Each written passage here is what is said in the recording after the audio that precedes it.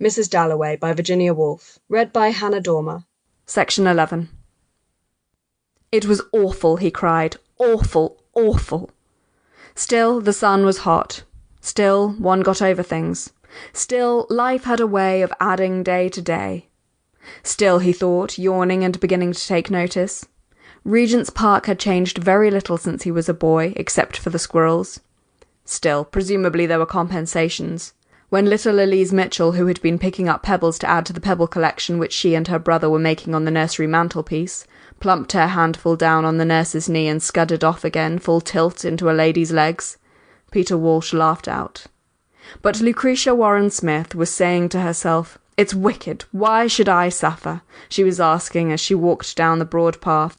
"No, I can't stand it any longer," she was saying, having left Septimus, who wasn't Septimus any longer, to say hard, cruel, wicked things, to talk to himself, to talk to a dead man on the seat over there, when the child ran full tilt into her, fell flat and burst out crying.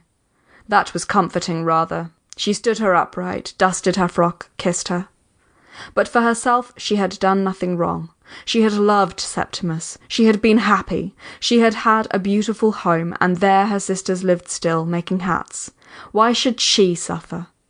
The child ran straight back to its nurse, and Risha saw her scolded, comforted, taken up by the nurse who put down her knitting, and the kind-looking man gave her his watch to blow open to comfort her. But why should she be exposed? Why not left in Milan? Why tortured? Why? Slightly waved by tears, the broad path, the nurse, the man in grey, the perambulator, rose and fell before her eyes. To be rocked by this malignant torturer was her lot. But why? She was like a bird sheltering under the thin hollow of a leaf, who blinks at the sun when the leaf moves, starts at the crack of a dry twig. She was exposed. She was surrounded by the enormous trees, vast clouds of an indifferent world, exposed, tortured. And why should she suffer? Why? She frowned. She stamped her foot. She must go back again to Septimus, since it was almost time for them to be going to Sir William Bradshaw. She must go back and tell him. Go back to him sitting there on the green chair under the tree, talking to himself, or to that dead man Evans, whom she had only seen once for a moment in the shop. He had seemed a nice, quiet man, a great friend of Septimus's, and he had been killed in the war. But such things happen to everyone. Everyone has friends who are killed in the war. Everyone gives up something when they marry. She had given up her home. She had come to live here in this awful city. But Septimus let himself think about horrible things, as she could too if she tried. He had grown stranger and stranger. He said people were talking behind the bedroom walls. Mrs. Filmer thought it odd. He saw things too. He had seen an old woman's head in the middle of a fern. Yet he could be happy when he chose. They went to Hampton Court on top of a bus, and they were perfectly happy. All the little red and yellow flowers were out on the grass, like floating lamps, he said, and talked and chattered and laughed, making up stories. Suddenly he said, "Now we will kill ourselves," when they were standing by the river, and he looked at it with a look which she had seen in his eyes when a train went by, or an omnibus, a look as if something fascinated him, and she felt he was going from her, and she caught him by the arm. But going home he was perfectly quiet, perfectly reasonable. He would argue with her about killing themselves, and explain how wicked people were, how he could see them making up lies as they passed in the street. He knew all their thoughts, he said. He knew everything. He knew the meaning of the world, he said. Then, when they got back, he could hardly walk. He lay on the sofa and made her hold his hand to prevent him from falling down, down, he cried, into the flames, and saw faces laughing at him, calling him horrible, disgusting names from the walls, and hands pointing round the screen. Yet they were quite alone. But he began to talk aloud, answering people, arguing, laughing, crying, getting very excited and making her write things down. Perfect nonsense it was, about death, about Miss Isabel Pole. She could stand it no longer. She would go back. She was close to him now, could see him staring at the sky, muttering, clasping his hands. Yet Dr. Holmes said there was nothing the matter with him. What then had happened? Why had he gone then? Why, when she sat by him, did he start, frown at her, move away and point at her hand, take her hand, look at it terrified? Was it that she had taken off her wedding ring? "My hand has grown so thin," she said. "I have put it in my purse," she told him. He dropped her hand. Their marriage was over, he thought, with agony, with relief. The rope was cut, he mounted, he was free, as it was decreed that he, Septimus, the lord of men, should be free, alone, since his wife had thrown away her wedding ring, since she had left him. He, Septimus, was alone, called forth in advance of the mass of men to hear the truth, to learn the meaning which now at last, after all the toils of civilization, Greeks, Romans, Shakespeare, Darwin, and now himself, was to be given whole to whom? He asked aloud. To the Prime Minister, the voices which rustled above his head replied. The supreme secret must be told to the cabinet. First, that trees were alive. Next, there is no crime. Next, love. Universal love, he muttered, gasping, trembling, painfully drawing out these profound truths which needed, so deep were they, so difficult, an immense effort to speak out. But the world was entirely changed by them forever. No crime, love, he repeated, fumbling for his card and pencil, when a Skye terrier snuffed his trousers and he started in an agony of fear. It was turning into a man. He could not watch it happen. It was horrible, terrible to see a dog become a man. At once the dog trotted away. Heaven was divinely merciful, infinitely benignant. It spared him, pardoned his weakness, but what was the scientific explanation, for one must be scientific above all things? Why could he see through bodies, see into the future when dogs will become men? It was the heat wave, presumably, operating upon a brain made sensitive by eons of evolution. Scientifically speaking, the flesh was melted off the world. His body was macerated until only the nerve fibres were left. It was spread like a veil upon a rock. He lay back in his chair, exhausted but upheld.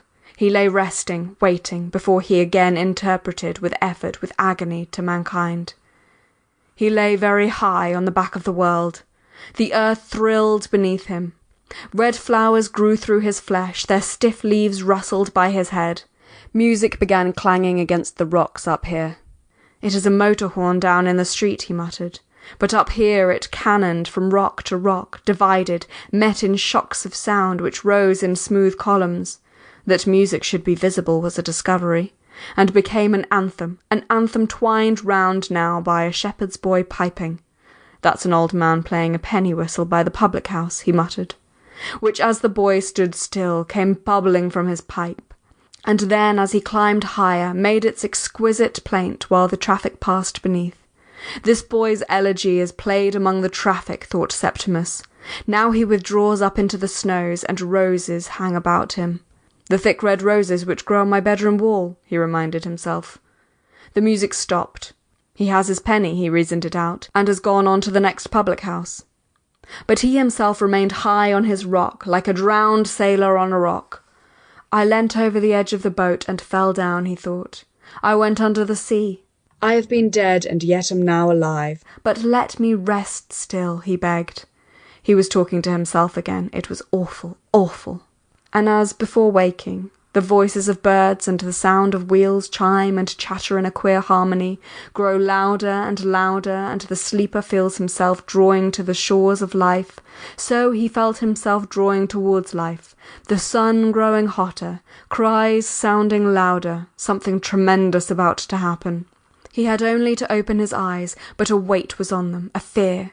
He strained, he pushed, he looked. He saw Regent's Park before him.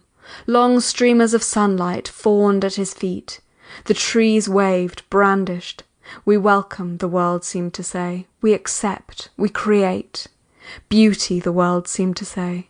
And as if to prove it, scientifically, wherever he looked at the houses, at the railings, at the antelopes stretching over the palings, beauty sprang instantly. To watch a leaf quivering in the rush of air was an exquisite joy. Up in the sky, swallows swooping, swerving, flinging themselves in and out, round and round, yet always with perfect control as if elastics held them, and the flies rising and falling, and the sun spotting now this leaf, now that, in mockery, dazzling it with soft gold in pure good temper, and now and again some chime, it might be a motor horn, tinkling divinely on the grass stalks, all of this, calm and reasonable as it was, made out of ordinary things as it was the truth now. Beauty, that was the truth now. Beauty was everywhere. "It is time," said Risha.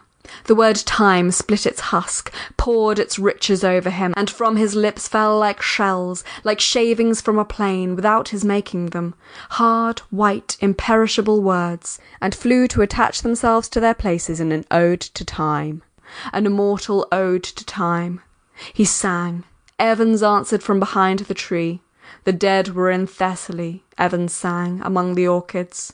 There they waited till the war was over, and now the dead, now Evans himself. "For God's sake, don't come!" Septimus cried out, for he could not look upon the dead. But the branches parted. A man in grey was actually walking towards them. It was Evans! But no mud was on him, no wounds. He was not changed. "I must tell the whole world," Septimus cried, raising his hand, as the dead man in the grey suit came nearer, raising his hand like some colossal figure who has lamented the fate of man for ages in the desert alone with his hands pressed to his forehead, furrows of despair on his cheeks, and now sees light on the desert's edge which broadens and strikes the iron-black figure. And Septimus half rose from his chair. And with legions of men prostrate behind him, he, the giant mourner, receives for one moment on his face the whole. "But I am so unhappy, Septimus," said Risha, trying to make him sit down. The millions lamented. For ages they had sorrowed. He would turn around, he would tell them in a few moments, only a few moments more, of this relief, of this joy, of this astonishing revelation. "The time, Septimus," Risha repeated. "What is the time?" He was talking, he was starting. This man must notice him. He was looking at them.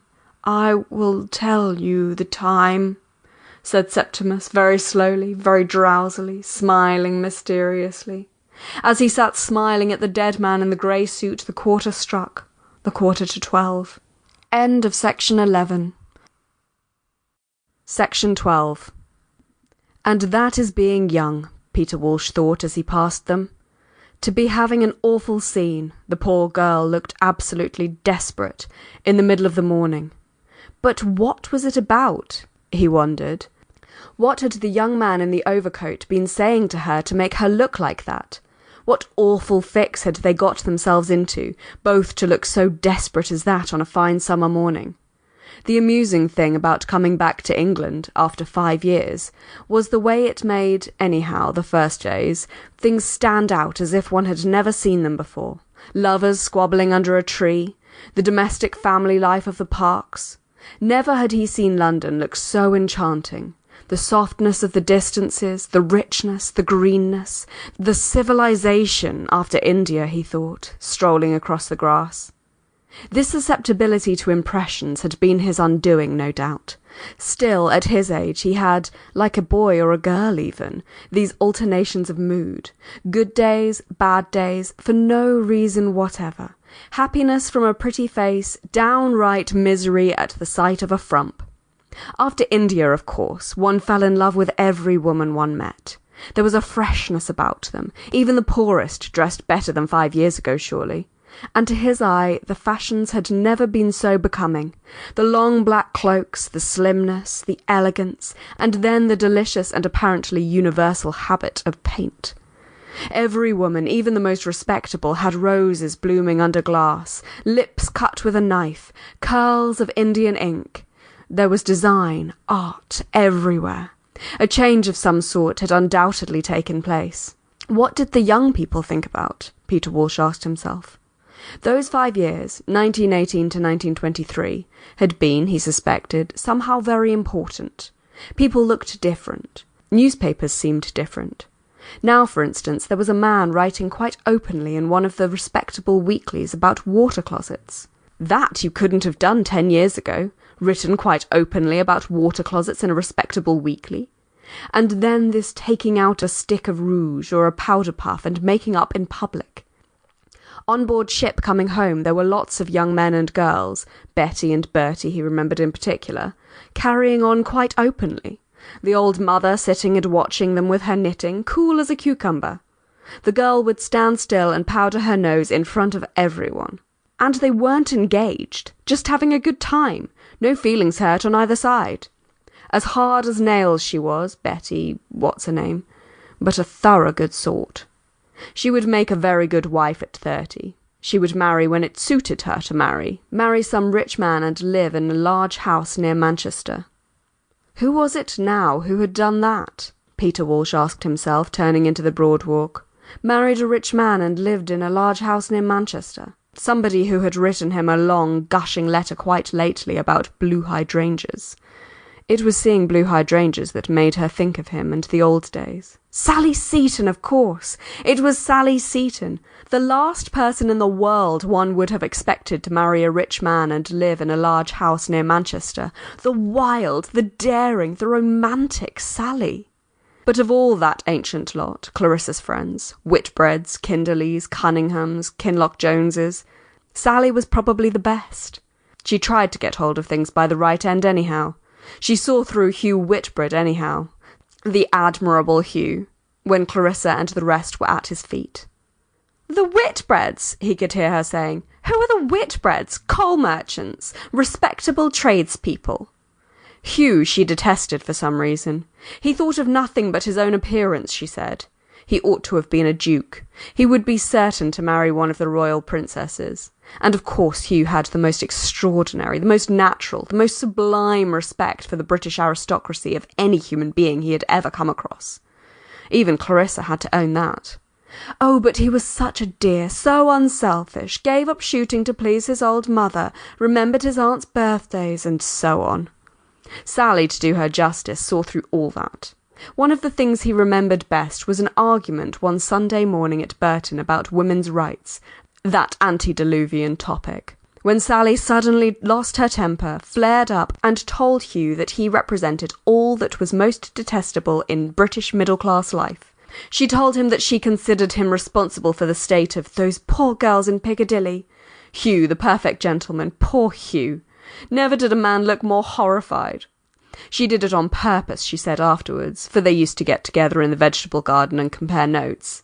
"He's read nothing, thought nothing, felt nothing," he could hear her saying in that very emphatic voice which carried so much farther than she knew. The stable boys had more life in them than Hugh, she said. He was a perfect specimen of the public school type, she said. No country but England could have produced him. She was really spiteful for some reason, had some grudge against him. Something had happened. He forgot what. In the smoking room. He had insulted her? Kissed her? Incredible. Nobody believed a word against Hugh, of course. Who could? Kissing Sally in the smoking room. If it had been some Honourable Edith or Lady Violet, perhaps. But not that ragamuffin Sally without a penny to her name, and a father or a mother gambling at Monte Carlo. For of all the people he had ever met, Hugh was the greatest snob. The most obsequious. No, he didn't cringe exactly. He was too much of a prig for that. A first-rate valet was the obvious comparison. Somebody who walked behind carrying suitcases, could be trusted to send telegrams, indispensable to hostesses. And he had found his job, married his Honourable Evelyn, got some little post at court, looked after the king's cellars, polished the imperial shoe buckles, went about in knee breeches and lace ruffles. How remorseless life is! A little job at court! He had married this lady, the Honourable Evelyn, and they lived hereabouts, so he thought, looking at the pompous houses overlooking the park, for he had lunched there once in a house which had, like all Hugh's possessions, something that no other house could possibly have. Linen cupboards it might have been. You had to go and look at them. You had to spend a great deal of time always admiring whatever it was.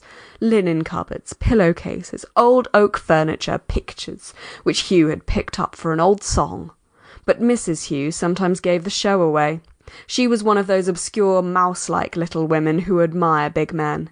She was almost negligible. Then suddenly she would say something quite unexpected, something sharp. She had the relics of the grand manner, perhaps.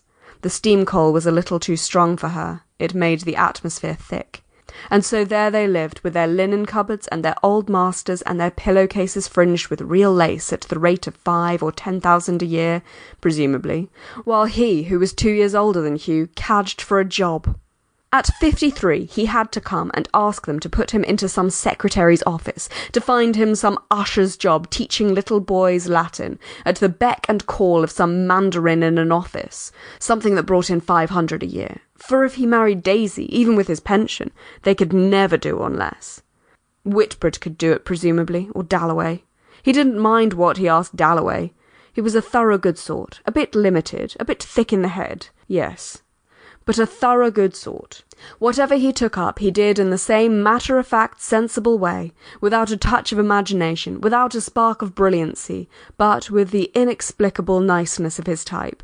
He ought to have been a country gentleman. He was wasted on politics. He was at his best out of doors, with horses and dogs. How good he was, for instance, when that great shaggy dog of Clarissa's got caught in a trap and had its paw half torn off, and Clarissa turned faint, and Dalloway did the whole thing. Bandaged, made splints, told Clarissa not to be a fool. That was what she liked him for, perhaps. That was what she needed. "Now, my dear, don't be a fool. Hold this, fetch that." All the time talking to the dog as if it were a human being. But how could she swallow all that stuff about poetry? How could she let him hold forth about Shakespeare? Seriously and solemnly, Richard Dalloway got on his hind legs and said that no decent man ought to read Shakespeare's sonnets, because it was like listening at keyholes. Besides, the relationship was not one that he approved. No decent man ought to let his wife visit a deceased wife's sister. Incredible! The only thing to do was to pelt him with sugared almonds. It was at dinner. But Clarissa sucked it all in, thought it so honest of him, so independent of him. Heaven knows if she didn't think him the most original mind she'd ever met. That was one of the bonds between Sally and himself. There was a garden where they used to walk, a walled-in place, with rose bushes and giant cauliflowers. He could remember Sally tearing off a rose, stopping to exclaim at the beauty of the cabbage leaves in the moonlight. It was extraordinary how vividly it all came back to him, things he hadn't thought of for years. While she implored him, half laughing of course, to carry off Clarissa, to save her from the Hughs and the Dalloways and all the other perfect gentlemen who would stifle her soul. She wrote reams of poetry in those days. Make a mere hostess of her, encourage her worldliness. But one must do Clarissa justice. She wasn't going to marry Hugh anyhow. She had a perfectly clear notion of what she wanted. Her emotions were all on the surface. Beneath, she was very shrewd, a far better judge of character than Sally, for instance, and with it all purely feminine, with that extraordinary gift, that woman's gift, of making a world of her own wherever she happened to be. She came into a room, she stood, as he had often seen her, in a doorway with lots of people round her. But it was Clarissa one remembered. Not that she was striking, not beautiful at all. There was nothing picturesque about her. She never said anything especially clever. There she was, however. There she was. No, no, no! He was not in love with her any more. He only felt, after seeing her that morning among her scissors and silks, making ready for the party, unable to get away from the thought of her. She kept coming back and back, like a sleeper jolting against him in a railway carriage, which was not being in love, of course. It was thinking of her, criticising her, starting again after 30 years, trying to explain her. The obvious thing to say of her was that she was worldly, cared too much for rank and society and getting on in the world, which was true in a sense. She had admitted it to him.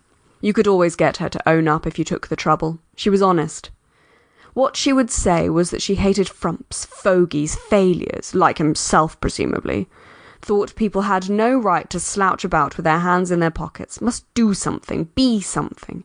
And these great swells, these duchesses, these hoary old countesses one met in her drawing-room, unspeakably remote as he felt them to be from anything that mattered a straw, stood for something real to her.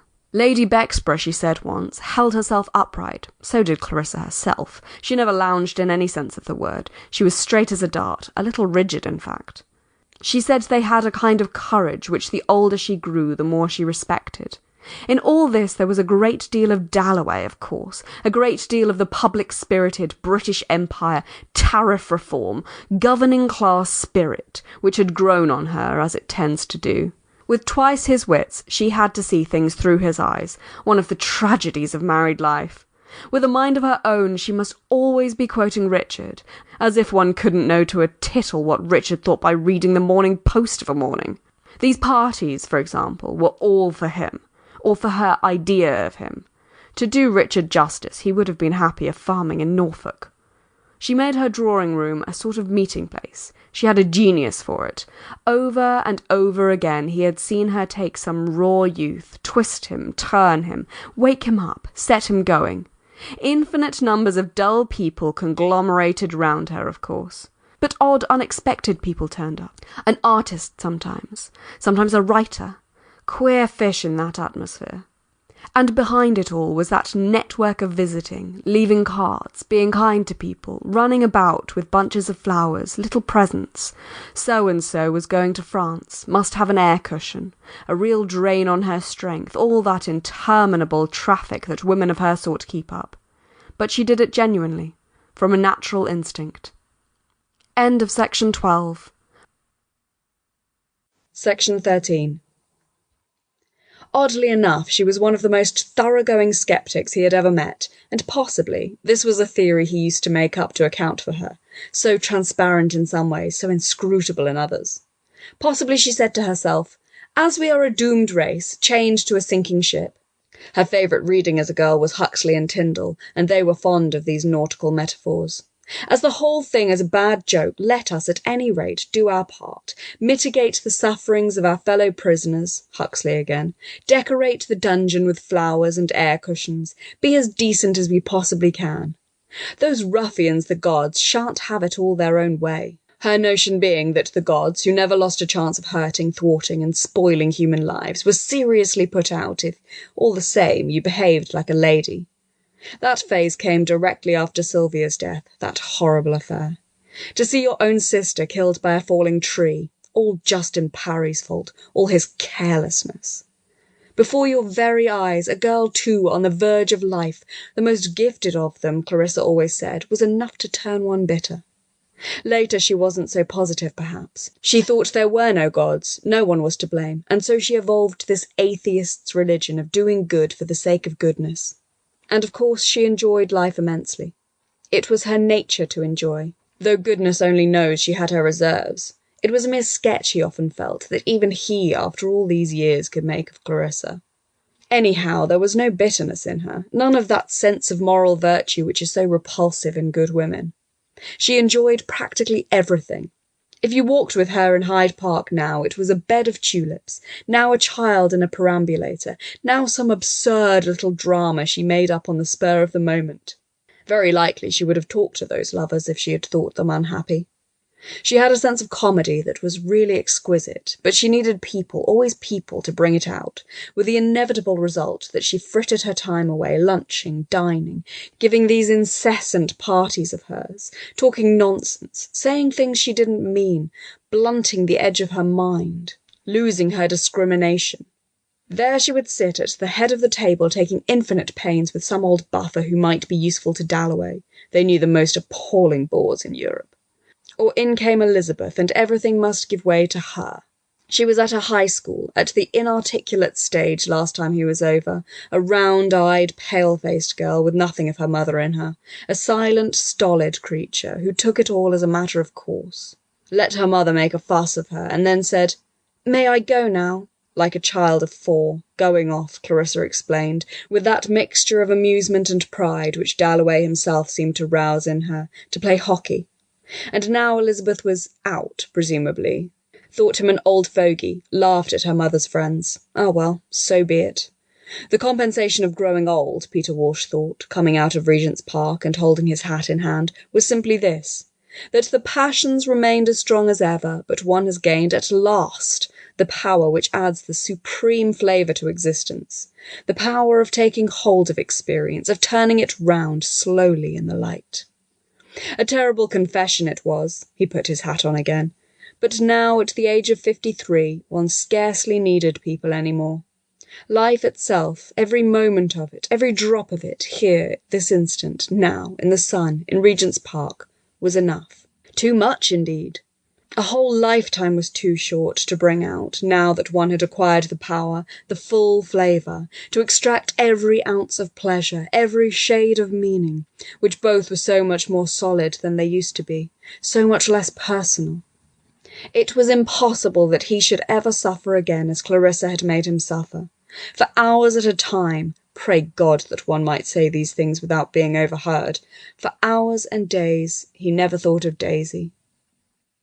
Could it be that he was in love with her then, remembering the misery, the torture, the extraordinary passion of those days? It was a different thing altogether, a much pleasanter thing. The truth being, of course, that now she was in love with him. And that, perhaps, was the reason why, when the ship actually sailed, he felt an extraordinary relief, wanted nothing so much as to be alone, was annoyed to find all her little attentions, cigars, notes, a rug for the voyage, in his cabin. Everyone, if they were honest, would say the same. One doesn't want people after 50. One doesn't want to go on telling women they are pretty. That's what most men of 50 would say, Peter Walsh thought, if they were honest. But then these astonishing accesses of emotion, bursting into tears this morning, what was all that about? What could Clarissa have thought of him? Thought him a fool, presumably, not for the first time. It was jealousy that was at the bottom of it. Jealousy which survives every other passion of mankind, Peter Walsh thought, holding his pocket-knife at arm's length. She had been meeting Major Ord, Daisy said in her last letter. Said it on purpose, he knew. Said it to make him jealous. He could see her wrinkling her forehead as she wrote, wondering what she could say to hurt him. And yet it made no difference. He was furious. All this bother of coming to England and seeing lawyers wasn't to marry her, but to prevent her from marrying anybody else. That was what tortured him. That was what came over him when he saw Clarissa so calm, so cold, so intent on her dress or whatever it was, realizing what she might have spared him, what she had reduced him to. A whimpering, snivelling old ass. But women, he thought, shutting his pocket-knife, don't know what passion is. They don't know the meaning of it to men. Clarissa was as cold as an icicle. There she would sit on the sofa by his side, let him take her hand, give him one kiss. Here, he was at the crossing. A sound interrupted him, a frail, quivering sound, a voice bubbling up without direction, vigour, beginning or end, running weakly and shrilly and with an absence of all human meaning into Fam so, fu sui tu mu. The voice of no age or sex, the voice of an ancient spring spouting from the earth, which issued just opposite Regent's Park tube station from a tall, quivering shape, like a funnel, like a rusty pump, like a wind-beaten tree forever barren of leaves, which lets the wind run up and down its branches singing, Fam so, fu sui tu mu, and rocks and creaks and moans in the eternal breeze. Through all ages, when the pavement was grass, when it was swamp, through the age of tusk and mammoth, through the age of silent sunrise, the battered woman, for she wore a skirt, with her right hand exposed, her left clutching at her side, stood singing of love, love which has lasted 1,000,000 years. She sang, love which prevails, and millions of years ago her lover, who had been dead these centuries, had walked, she crooned, with her in May. But in the course of ages, long as summer days and flaming, she remembered, with nothing but red asters, he had gone. Death's enormous sickle had swept those tremendous hills, and when at last she laid her hoary and immensely aged head on the earth, now become a mere cinder of ice, she implored the gods to lay by her side a bunch of purple heather, there on her high burial place which the last rays of the last sun caressed, for then the pageant of the universe would be over. As the ancient song bubbled up opposite Regent's Park tube station, still the earth seemed green and flowery. Still, though it issued from so rude a mouth, a mere hole in the earth, muddy too, matted with root fibres and tangled grasses, still the old bubbling, burbling song, soaking through the knotted roots of infinite ages and skeletons and treasure, streamed away in rivulets over the pavement and all along the Marylebone Road and down towards Euston, fertilizing, leaving a damp stain. Still remembering how once in some primeval May she had walked with her lover, this rusty pump, this battered old woman with one hand exposed for coppers, the other clutching her side, would still be there in 10,000,000 years, remembering how once she had walked in May, where the sea flows now, with whom it did not matter. He was a man, oh yes, a man who had loved her. But the passage of ages had blurred the clarity of that ancient May day. The bright petalled flowers were hoar and silver frosted, and she no longer saw when she implored him, as she did now quite clearly, "Look in my eyes with thy sweet eyes intently." She no longer saw brown eyes, black whiskers, or sunburnt face, but only a looming shape, a shadow shape, to which, with the bird-like freshness of the very aged, she still twittered, "Give me your hand and let me press it gently." Peter Walsh couldn't help giving the poor creature a coin as he stepped into his taxi. And if someone should see, what matter they? And her fist clutched at her side, and she smiled, pocketing her shilling, and all peering inquisitive eyes seemed blotted out, and the passing generations, the pavement was crowded with bustling middle-class people, vanished, like leaves, to be trodden under, to be soaked and steeped and made mould of by that eternal spring. So, foo sweet to emu. Poor old woman, said Risha Warren-Smith, waiting to cross. Oh, poor old wretch. Suppose it was a wet night. Suppose one's father or somebody who had known one in better days had happened to pass and saw one standing there in the gutter. And where did she sleep at night? Cheerfully, almost gaily, the invincible thread of sound wound up into the air like the smoke from a cottage chimney, winding up clean beech trees and issuing in a tuft of blue smoke among the topmost leaves. And if someone should see, what matter they? End of section 13. Section 14. Since she was so unhappy, for weeks and weeks now, Risha had given meanings to things that happened, almost felt sometimes that she must stop people in the street if they looked good, kind people, just to say to them, "I am unhappy." And this old woman singing in the street, "If someone should see, what matter they," made her suddenly quite sure that everything was going to be right. They were going to Sir William Bradshaw. She thought his name sounded nice. He would cure Septimus at once.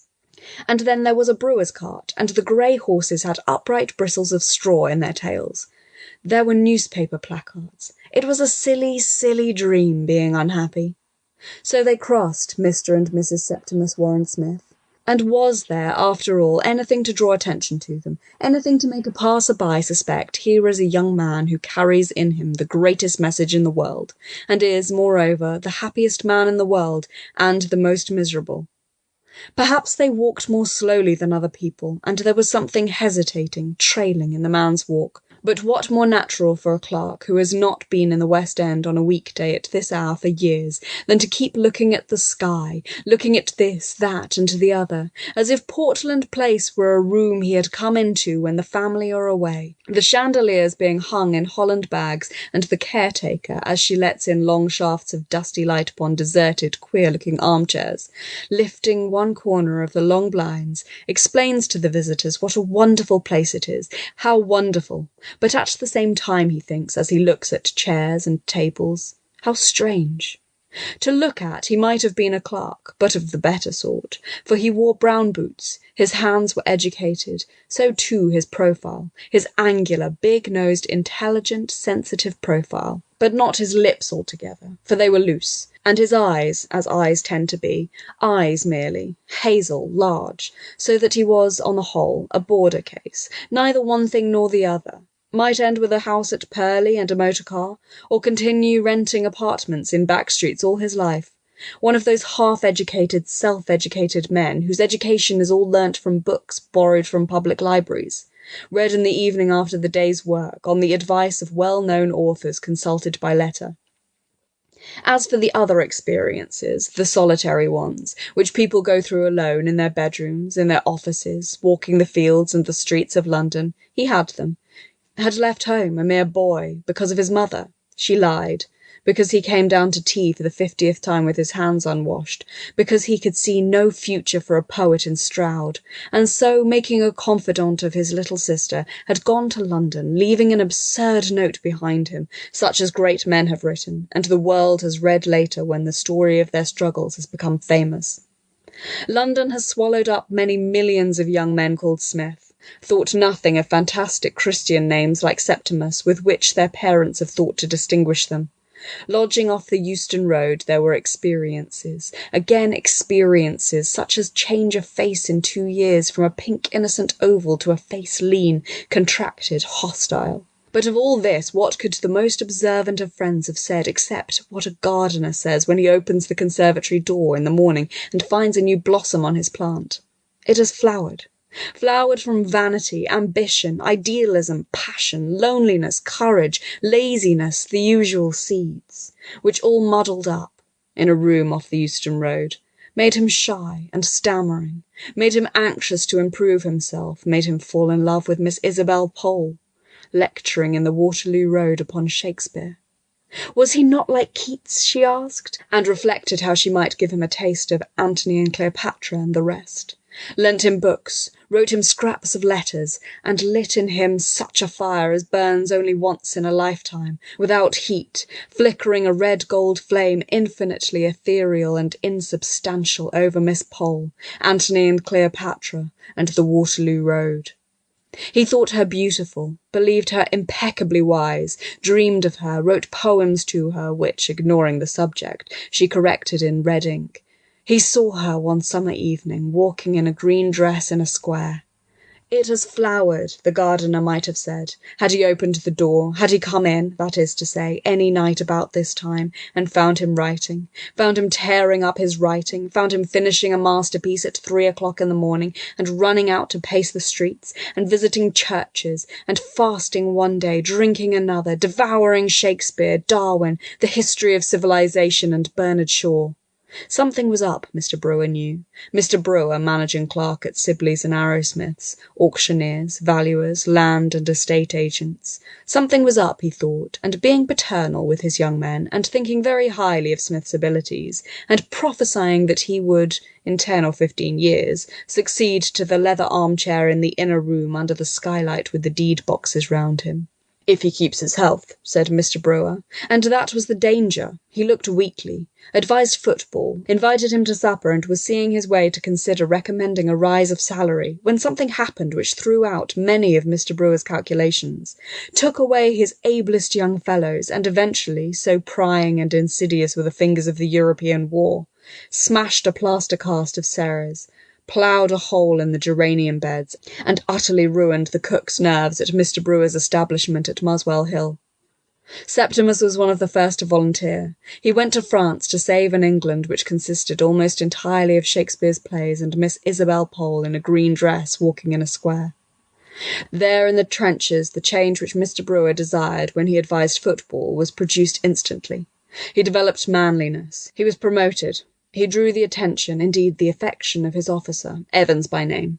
It was a case of 2 dogs playing on a hearthrug, one worrying a paper screw, snarling, snapping, giving a pinch now and then at the old dog's ear, the other lying somnolent, blinking at the fire, raising a paw, turning and growling good-temperedly. They had to be together, share with each other, fight with each other, quarrel with each other. But when Evans, Risha, who had only seen him once, called him a quiet man, a sturdy red-haired man, undemonstrative in the company of women, when Evans was killed just before the armistice in Italy, Septimus, far from showing any emotion or recognising that here was the end of a friendship, congratulated himself upon feeling very little and very reasonably. The war had taught him. It was sublime.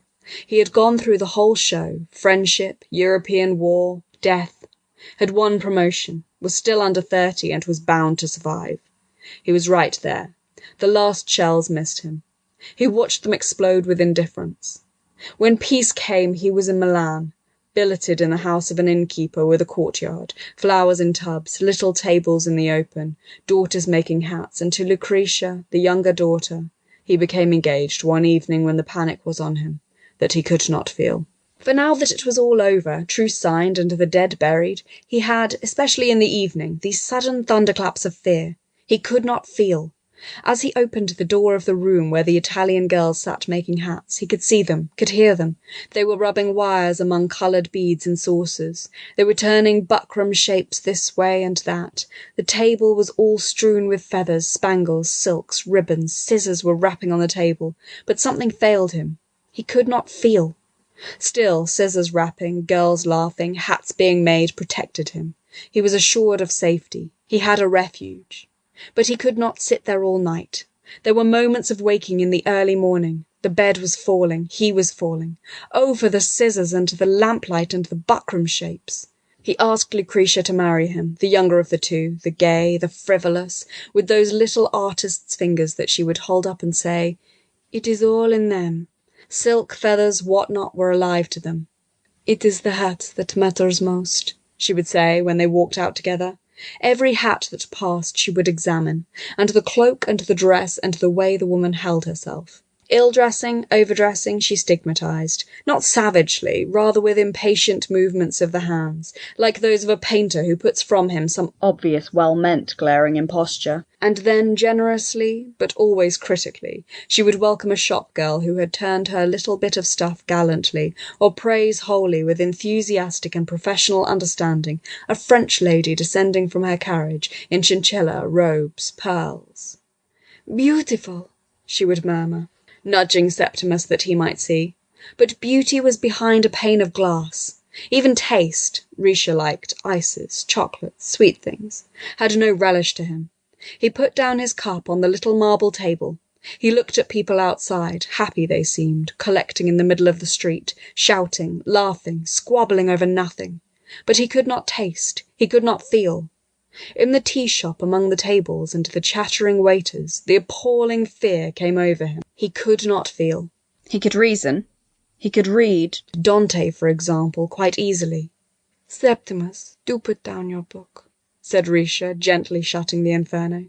He could add up his bill. His brain was perfect. It must be the fault of the world, then, that he could not feel. "The English are so silent," Risha said.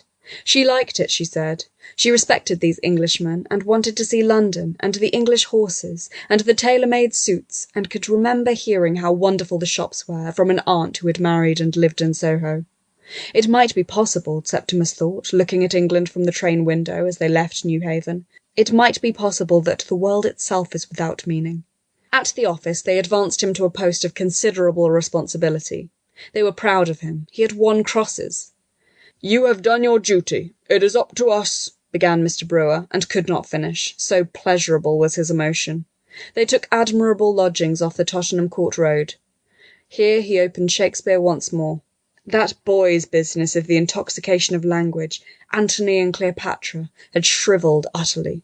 How Shakespeare loathed humanity, the putting on of clothes, the getting of children, the sordidity of the mouth and the belly. This was now revealed to Septimus, the message hidden in the beauty of words, the secret signal which one generation passes under disguise to the next is loathing, hatred, despair.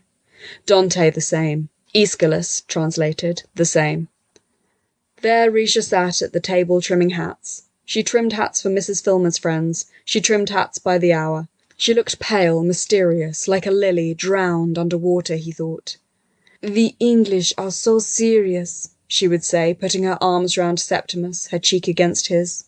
Love between man and woman was repulsive to Shakespeare. The business of copulation was filth to him before the end.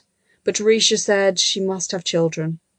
They had been married 5 years. They went to the Tower together, to the Victoria and Albert Museum, stood in the crowd to see the King open Parliament. And there were the shops. Hat shops, dress shops, shops with leather bags in the window where she would stand staring. But she must have a boy. She must have a son like Septimus, she said. But nobody could be like Septimus, so gentle, so serious, so clever. Could she not read Shakespeare too? Was Shakespeare a difficult author? She asked.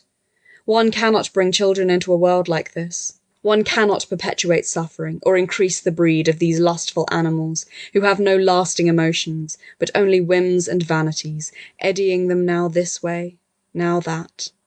End of section 14. Section 15. He watched her snip, shape, as one watches a bird hop, flit in the grass, without daring to move a finger. For the truth is, let her ignore it, that human beings have neither kindness nor faith nor charity beyond what serves to increase the pleasure of the moment. They hunt in packs. Their packs scour the desert and vanish screaming into the wilderness. They desert the fallen. They are plastered over with grimaces. There was Brewer at the office, with his waxed moustache, coral tie-pin, white slip and pleasurable emotions, all coldness and clamminess within. His geraniums ruined in the war. His cook's nerves destroyed. Or Amelia What's-her-name, handing round cups of tea punctually at 5, a leering, sneering, obscene little harpy. And the Toms and Berties in their starched shirt fronts oozing thick drops of vice. They never saw him drawing pictures of them naked at their antics in his notebook. In the street, vans roared past him, brutality blared out on placards. Men were trapped in mines, women burnt alive, and once a maimed file of lunatics being exercised or displayed for the diversion of the populace, who laughed aloud, ambled and nodded and grinned past him in the Tottenham Court Road, each half apologetically, yet triumphantly, inflicting his hopeless woe. And would he go mad? At tea, Risha told him that Mrs. Fillmore's daughter was expecting a baby. She could not grow old and have no children. She was very lonely. She was very unhappy. She cried for the first time since they were married. Far away he heard her sobbing. He heard it accurately. He noticed it distinctly. He compared it to a piston thumping. But he felt nothing. His wife was crying and he felt nothing. Only each time she sobbed in this profound, this silent, this hopeless way, he descended another step into the pit. At last, with a melodramatic gesture, which he assumed mechanically and with complete consciousness of its insincerity, he dropped his head on his hands.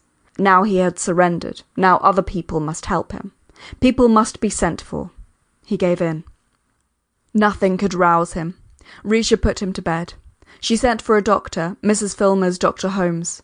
Dr. Holmes examined him. There was nothing whatever the matter, said Dr. Holmes. Oh, what a relief! What a kind man, what a good man, thought Risha. When he felt like that, he went to the music hall, said Dr. Holmes. He took a day off with his wife and played golf. Why not try 2 tabloids of bromide dissolved in a glass of water at bedtime? These old Bloomsbury houses, said Dr. Holmes, tapping the wall, are often full of very fine panelling, which the landlords have the folly to paper over. Only the other day, visiting a patient, Sir Somebody something in Bedford Square. So there was no excuse, nothing whatever the matter, except the sin for which human nature had condemned him to death, that he did not feel. He had not cared when Evans was killed. That was worst. But all the other crimes raised their heads and shook their fingers and jeered and sneered over the rail of the bed in the early hours of the morning at the prostrate body which lay realizing its degradation, how he had married his wife without loving her, had lied to her, seduced her, outraged Miss Isabel Pole, and was so pocked and marked with vice that women shuddered when they saw him in the street. The verdict of human nature on such a wretch was death. Dr. Holmes came again. Large, fresh-coloured, handsome, flicking his boots, looking in the glass. He brushed it all aside. Headaches, sleeplessness, fears, dreams, nerve symptoms and nothing more, he said. If Dr. Holmes found himself even half a pound below 11 stone 6, he asked his wife for another plate of porridge at breakfast. Risha would learn to cook porridge. But, he continued, health is largely a matter in our own control. Throw yourself into outside interests. Take up some hobby. He opened Shakespeare, Antony and Cleopatra, pushed Shakespeare aside. Some hobby, said Dr. Holmes, for did he not owe his own excellent health, and he worked as hard as any man in London, to the fact that he could always switch off from his patients onto old furniture? And what a very pretty comb, if he might say so, Mrs. Warren Smith was wearing. When the damned fool came again, Septimus refused to see him. Did he indeed? Said Dr. Holmes, smiling agreeably. Really, he had to give that charming little lady, Mrs. Smith, a friendly push before he could get past her into her husband's bedroom. So you're in a funk, he said agreeably, sitting down by his patient's side. He had actually talked of killing himself to his wife, quite a girl, foreigner, wasn't she? Didn't that give her a very odd idea of English husbands? Didn't one owe perhaps a duty to one's wife? Wouldn't it be better to do something instead of lying in bed? For he had had 40 years' experience behind him, and Septimus could take Dr. Holmes's word for it. There was nothing whatever the matter with him. And next time Dr. Holmes came, he hoped to find Smith out of bed and not making that charming little lady, his wife, anxious about him. Human nature, in short, was on him. The repulsive brute with the blood-red nostrils. Holmes was on him. Dr. Holmes came quite regularly every day. Once you stumble, Septimus wrote on the back of a postcard, Human nature is on you. Holmes is on you. Their only chance was to escape, without letting Holmes know, to Italy, anywhere away from Dr. Holmes. But Risha could not understand him. Dr. Holmes was such a kind man. He was so interested in Septimus. He only wanted to help them, he said. He had 4 little children, and he had asked her to tea, she told Septimus. So he was deserted. The whole world was clamouring, kill yourself for our sakes. But why should he kill himself for their sakes? Food was pleasant, the sun hot, and this killing oneself, how does one set about it? With a table knife? Uglily? With floods of blood? By sucking a gas pipe? He was too weak. He could scarcely raise his hand. Besides, now that he was quite alone, condemned, deserted, as those who are about to die are alone, there was a luxury in it, an isolation full of sublimity, a freedom which the attached can never know. Holmes had won, of course. The brute with the red nostrils had won. But even Holmes himself could not touch this last relic straying on the edge of the world, this outcast who gazed back at the inhabited regions, who lay, like a drowned sailor, on the shore of the world. It was at that moment, Risha had gone shopping, that the great revelation took place. A voice spoke from behind the screen. Evans was speaking. The dead were with him. "Evans! Evans!" he cried. Mr. Smith was talking aloud to himself. Agnes, the servant girl, cried to Mrs. Filmer in the kitchen.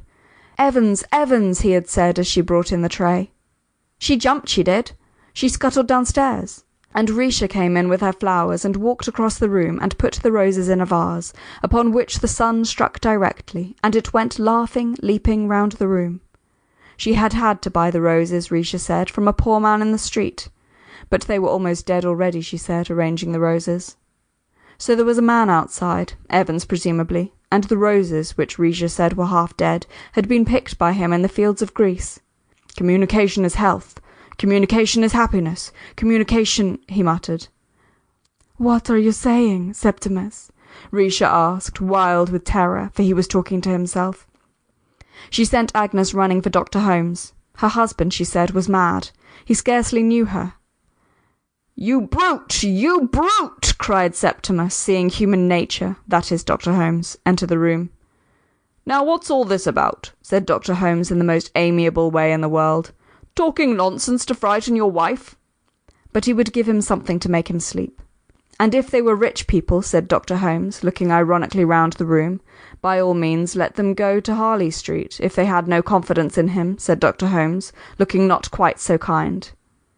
It was precisely 12 o'clock, 12 by Big Ben, whose stroke was wafted over the northern part of London, blent with that of other clocks, mixed in a thin, ethereal way with the clouds and wisps of smoke, and died up there among the seagulls. 12 o'clock struck as Clarissa Dalloway laid her green dress on her bed, and the Warren Smiths walked down Harley Street. 12 was the hour of their appointment. Probably, Risha thought, that was Sir William Bradshaw's house with the grey motor car in front of it. The leaden circles dissolved in the air. Indeed it was, Sir William Bradshaw's motor car, low, powerful, grey, with plain initials interlocked on the panel, as if the pomps of heraldry were incongruous, this man being the ghostly helper, the priest of science.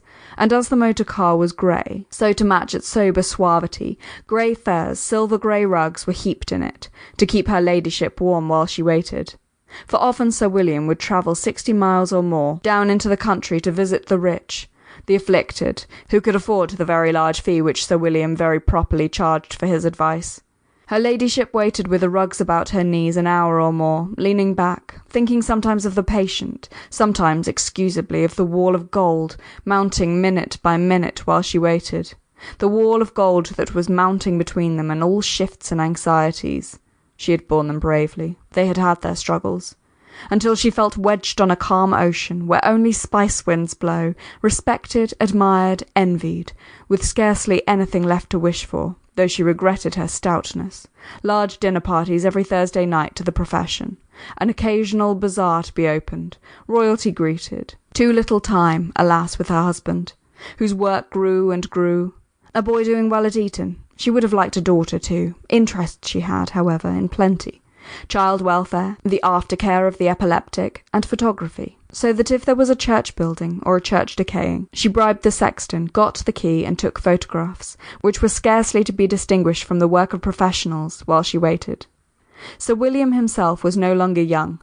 He had worked very hard. He had won his position by sheer ability, being the son of a shopkeeper, loved his profession, made a fine figurehead at ceremonies, and spoke well, all of which had, by the time he was knighted, given him a heavy look, a weary look, the stream of patients being so incessant, the responsibilities and privileges of his profession so onerous, which weariness, together with his grey hairs, increased the extraordinary distinction of his presence, and gave him the reputation of the utmost importance in dealing with nerve cases, not merely of lightning skill and almost infallible accuracy in diagnosis, but of sympathy, tact, understanding of the human soul.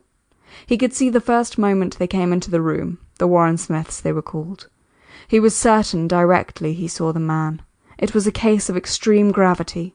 It was a case of complete breakdown, complete physical and nervous breakdown, with every symptom in advanced stage, he ascertained in 2 or 3 minutes, writing answers to questions, murmured discreetly, on a pink card. End of section 15.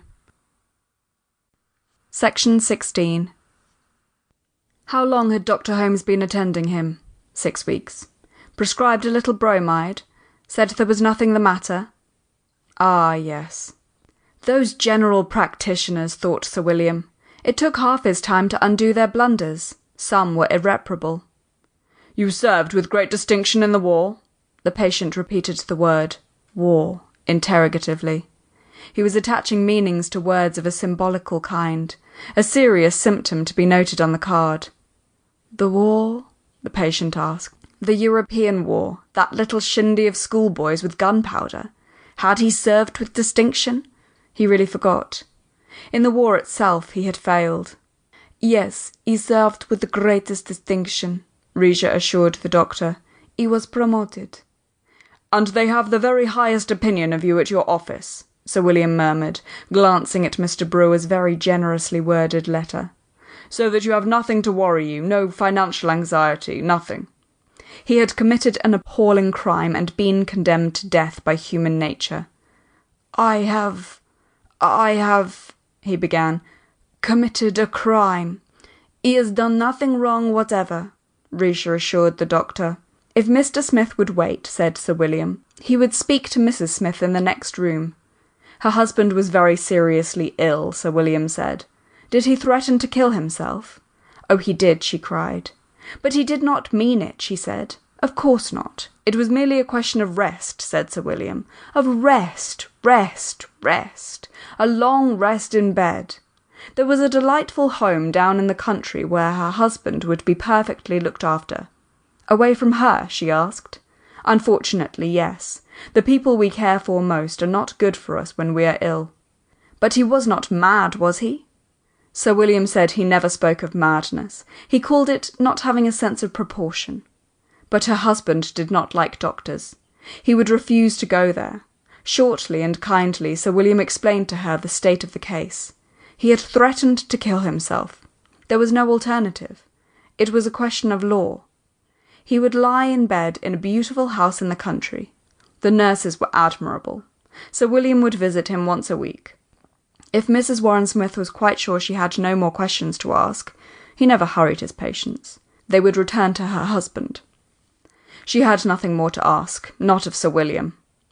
So they returned to the most exalted of mankind, the criminal who faced his judges, the victim exposed on the heights, the fugitive, the drowned sailor, the poet of the immortal ode, the lord who had gone from life to death, to Septimus Warren Smith, who sat in the armchair under the skylight, staring at a photograph of Lady Bradshaw in court dress, muttering messages about beauty. "We have had our little talk," said Sir William. "He says you are very, very ill," Risha cried. "We have been arranging that you should go into a home," said Sir William. "One of Holmes's homes," sneered Septimus. The fellow made a distasteful impression. for there was in Sir William, whose father had been a tradesman, a natural respect for breeding and clothing which shabbiness nettled.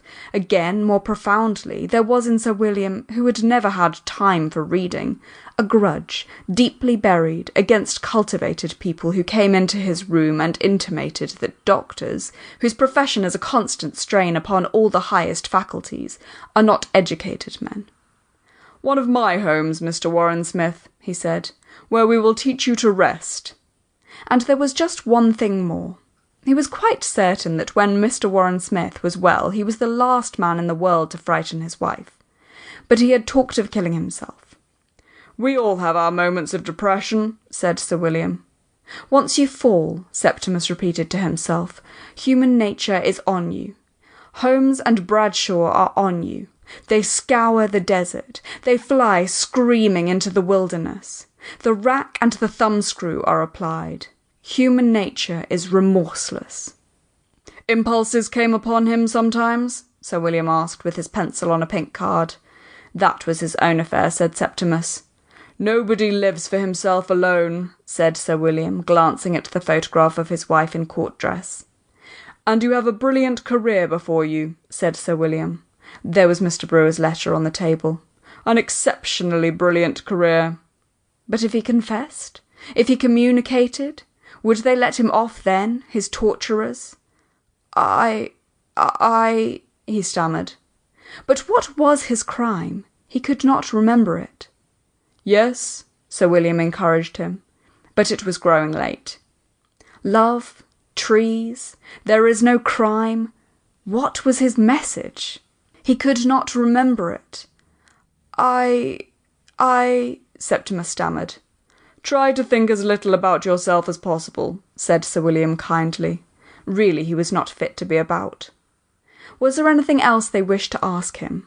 Sir William would make all arrangements, he murmured to Risha, and he would let her know between 5 and 6 that evening, he murmured. "Trust everything to me," he said, and dismissed them. Never, never had Risha felt such agony in her life. She had asked for help and been deserted. He had failed them. Sir William Bradshaw was not a nice man. "The upkeep of that motor car alone must cost him quite a lot," said Septimus when they got out into the street. She clung to his arm. They had been deserted. But what more did she want? To his patients he gave 3/4 of an hour, and if in this exacting science, which has to do with what, after all, we know nothing about, the nervous system, the human brain, a doctor loses his sense of proportion, as a doctor he fails. Health we must have, and health is proportion, so that when a man comes into your room and says he is Christ, a common delusion, and has a message, as they mostly have, and threatens, as they often do, to kill himself, you invoke proportion. Order rest in bed, rest in solitude, silence and rest, rest without friends, without books, without messages, 6 months' rest until a man who went in weighing 7 stone 6 comes out weighing 12.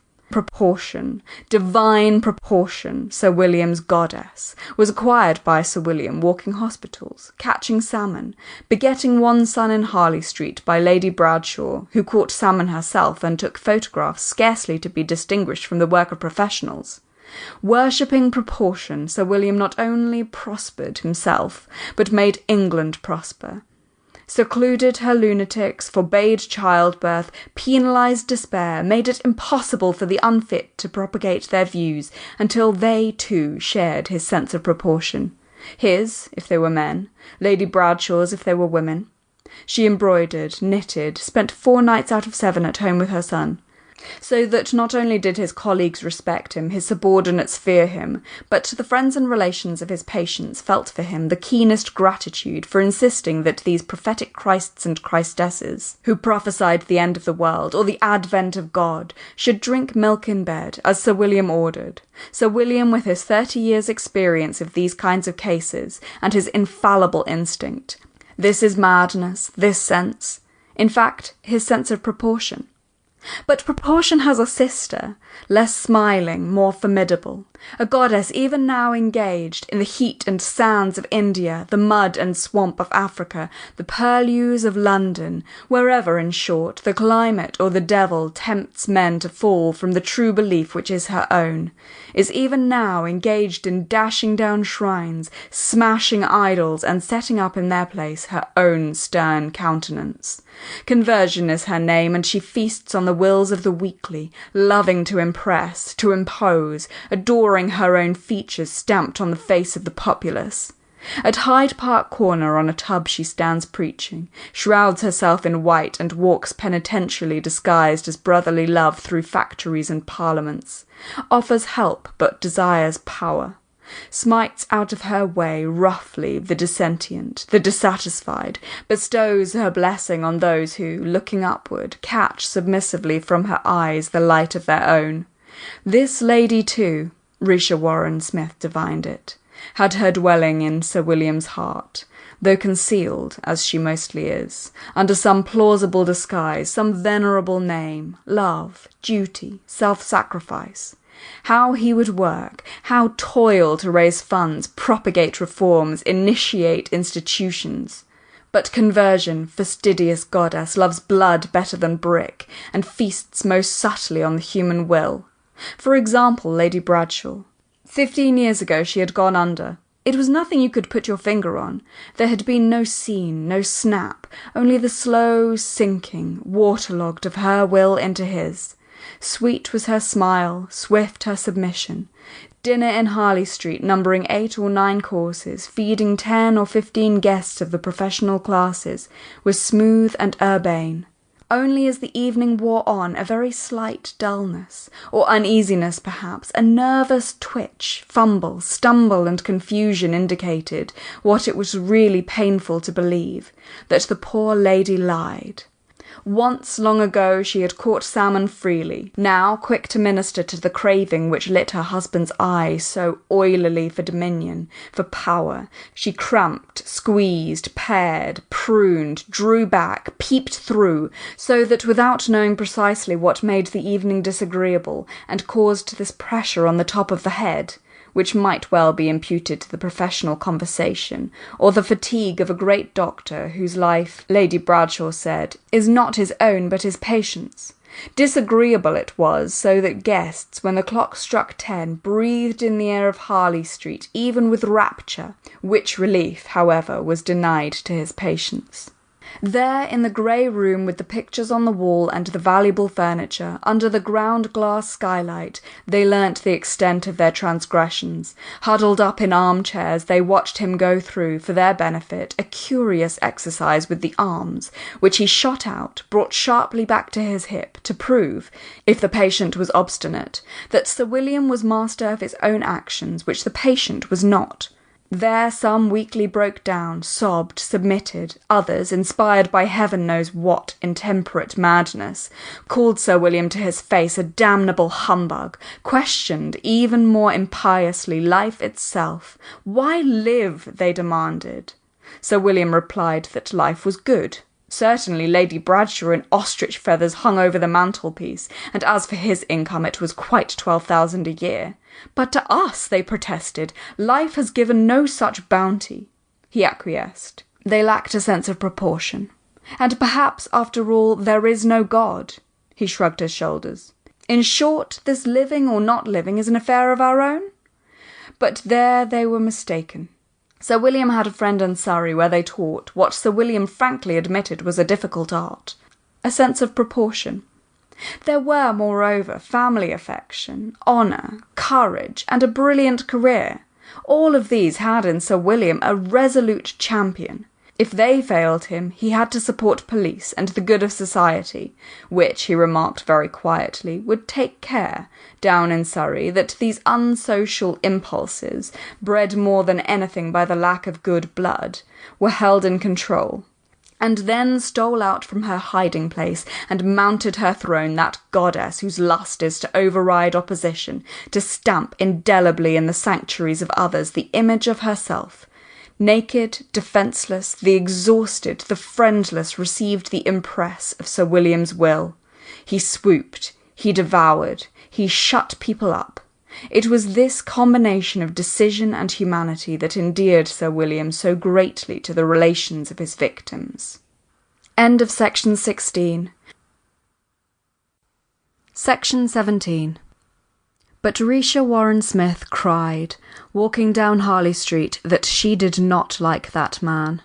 Shredding and slicing, dividing and subdividing, the clocks of Harley Street nibbled at the June day, counselled submission, upheld authority, and pointed out in chorus the supreme advantages of a sense of proportion, until the mound of time was so far diminished that a commercial clock, suspended above a shop in Oxford Street, announced, genially and fraternally, as if it were a pleasure to Messrs. Rigby and Lowndes to give the information gratis, that it was 1:30. Looking up, it appeared that each letter of their names stood for one of the hours. Subconsciously, one was grateful to Rigby and Lowndes for giving one time ratified by Greenwich, and this gratitude, so Hugh Whitbread ruminated, dallying there in front of the shop window, naturally took the form later of buying off Rigby and Lowndes' socks or shoes. So he ruminated. It was his habit. He did not go deeply. He brushed surfaces, the dead languages, the living, life in Constantinople, Paris, Rome, riding, shooting, tennis it had been once. The malicious asserted that he now kept guard at Buckingham Palace, dressed in silk stockings and knee breeches, over what nobody knew. But he did it extremely efficiently. He had been afloat on the cream of English society for 55 years. He had known prime ministers. His affections were understood to be deep. And if it were true that he had not taken part in any of the great movements of the time or held important office, one or two humble reforms stood to his credit. An improvement in public shelters was one, the protection of owls in Norfolk another. Servant girls had reason to be grateful to him, and his name at the end of letters to the Times, asking for funds, appealing to the public to protect, to preserve, to clear up litter, to abate smoke, and stamp out immorality in parks, commanded respect. A magnificent figure he cut, too, pausing for a moment, as the sound of the half-hour died away, to look critically, magisterially, at socks and shoes, impeccable, substantial, as if he beheld the world from a certain eminence and dressed to match, but realised the obligations which size, wealth, health entail, and observed punctiliously, even when not absolutely necessary, little courtesies, old-fashioned ceremonies which gave a quality to his manner, something to imitate, something to remember him by. For he would never lunch, for example, with Lady Bruton, whom he had known these 20 years, without bringing her in his outstretched hand a bunch of carnations and asking Miss Brush, Lady Bruton's secretary, after her brother in South Africa, which, for some reason, Miss Brush, deficient though she was in every attribute of female charm, so much resented that she said, "Thank you, he's doing very well in South Africa," when for 6 years he had been doing badly in Portsmouth. Lady Bruton herself preferred Richard Dalloway, who arrived at the next moment. Indeed, they met on the doorstep. Lady Bruton preferred Richard Dalloway, of course. He was made of much finer material, but she wouldn't let them run down her poor dear Hugh. She could never forget his kindness. He had been really remarkably kind. She forgot precisely upon what occasion, but he had been remarkably kind. Anyhow, the difference between one man and another does not amount to much. She had never seen the sense of cutting people up, as Clarissa Dalloway did, cutting them up and sticking them together again, not at any rate when one was 62. She took Hugh's carnations with her angular grim smile. There was nobody else coming, she said. She had got them there on false pretences, to help her out of a difficulty. "But let us eat first," she said. And so there began a soundless and exquisite passing to and fro through swing doors of aproned, white-capped maids, handmaidens not of necessity, but adepts in a mystery or grand deception practised by hostesses in Mayfair, from 1:30 to 2. When, with a wave of the hand, the traffic ceases, and there rises instead this profound illusion, in the first place about the food, how it is not paid for, and then that the table spreads itself voluntarily with glass and silver, little mats, saucers of red fruit, films of brown cream masked turbot, in casseroles severed chickens swim, coloured, undomestic, the fire burns, and with the wine and the coffee, not paid for, rise jocund visions before musing eyes, gently speculative eyes, eyes to whom life appears musical, mysterious, eyes now kindled to observe genially the beauty of the red carnations which Lady Bruton, whose movements were always angular, had laid beside her plate, so that Hugh Whitbread, feeling at peace with the entire universe and at the same time completely sure of his standing, said, resting his fork, "Wouldn't they look charming against your lace?" Miss Brush resented this familiarity intensely. She thought him an underbred fellow. She made Lady Bruton laugh. Lady Bruton raised the carnations, holding them rather stiffly with much the same attitude with which the General held the scroll in the picture behind her. She remained fixed, tranced. Which was she now? The General's great-granddaughter? Great-great-granddaughter? Richard Dalloway asked himself. Sir Roderick, Sir Miles, Sir Talbot, that was it. It was remarkable how in that family the likeness persisted in the women. She should have been a general of dragoons herself, and Richard would have served under her cheerfully. He had the greatest respect for her. He cherished these romantic views about well-set-up old women of pedigree, and would have liked, in his good-humoured way, to bring some young hotheads of his acquaintance to lunch with her, as if a type like hers could be bred of amiable tea-drinking enthusiasts. He knew her country. He knew her people. There was a vine still bearing which either Lovelace or Herrick, she never read a word of poetry herself, but so the story ran, had sat under. Better wait to put before them the question that bothered her, about making an appeal to the public, if so, in what terms, and so on. Better wait until they have had their coffee, Lady Bruton thought, and so laid the carnations down beside her plate. "How's Clarissa?" she asked abruptly. Clarissa always said that Lady Bruton did not like her. Indeed, Lady Bruton had the reputation of being more interested in politics than people, of talking like a man, of having had a finger in some notorious intrigue of the 80s which was now beginning to be mentioned in memoirs. Certainly there was an alcove in her drawing-room, and a table in that alcove, and a photograph upon that table of General Sir Talbot Moore, now deceased, who had written there, one evening in the 80s, in Lady Bruton's presence, with her cognizance, perhaps advice, a telegram ordering the British troops to advance upon an historical occasion. She kept the pen and told the story. Thus, when she said in her off-hand way, "How's Clarissa?" husbands had difficulty in persuading their wives, and indeed, however devoted, were secretly doubtful themselves of her interest in women who often got in their husbands' way, prevented them from accepting posts abroad, and had to be taken to the seaside in the middle of the session to recover from influenza. Nevertheless, her inquiry, "How's Clarissa?" was known by women infallibly to be a signal from a well-wisher, from an almost silent companion, whose utterances, half a dozen perhaps in the course of a lifetime, signified recognition of some feminine comradeship, which went beneath masculine lunch-parties and united Lady Bruton and Mrs. Dalloway, who seldom met, and appeared when they did meet indifferent and even hostile in a singular bond.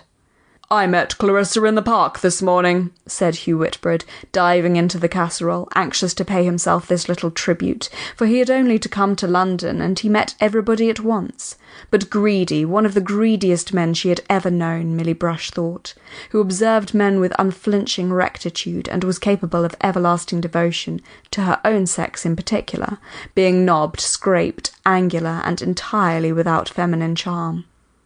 "Do you know who's in town?" said Lady Bruton, suddenly bethinking her. "Our old friend Peter Walsh." They all smiled. Peter Walsh! And Mr. Dalloway was genuinely glad, Milly Brush thought, and Mr. Whitbread thought only of his chicken. Peter Walsh! All three, Lady Bruton, Hugh Whitbread, and Richard Dalloway, remembered the same thing. How passionately Peter had been in love, been rejected, gone to India, come a cropper, made a mess of things, and Richard Dalloway had a very great liking for the dear old fellow too. Milly Brush saw that, saw a depth in the brown of his eyes, saw him hesitate, consider, which interested her, as Mr. Dalloway always interested her, for what was he thinking, she wondered, about Peter Walsh? That Peter Walsh had been in love with Clarissa, that he would go back directly after lunch and find Clarissa, that he would tell her, in so many words, that he loved her. Yes, he would say that.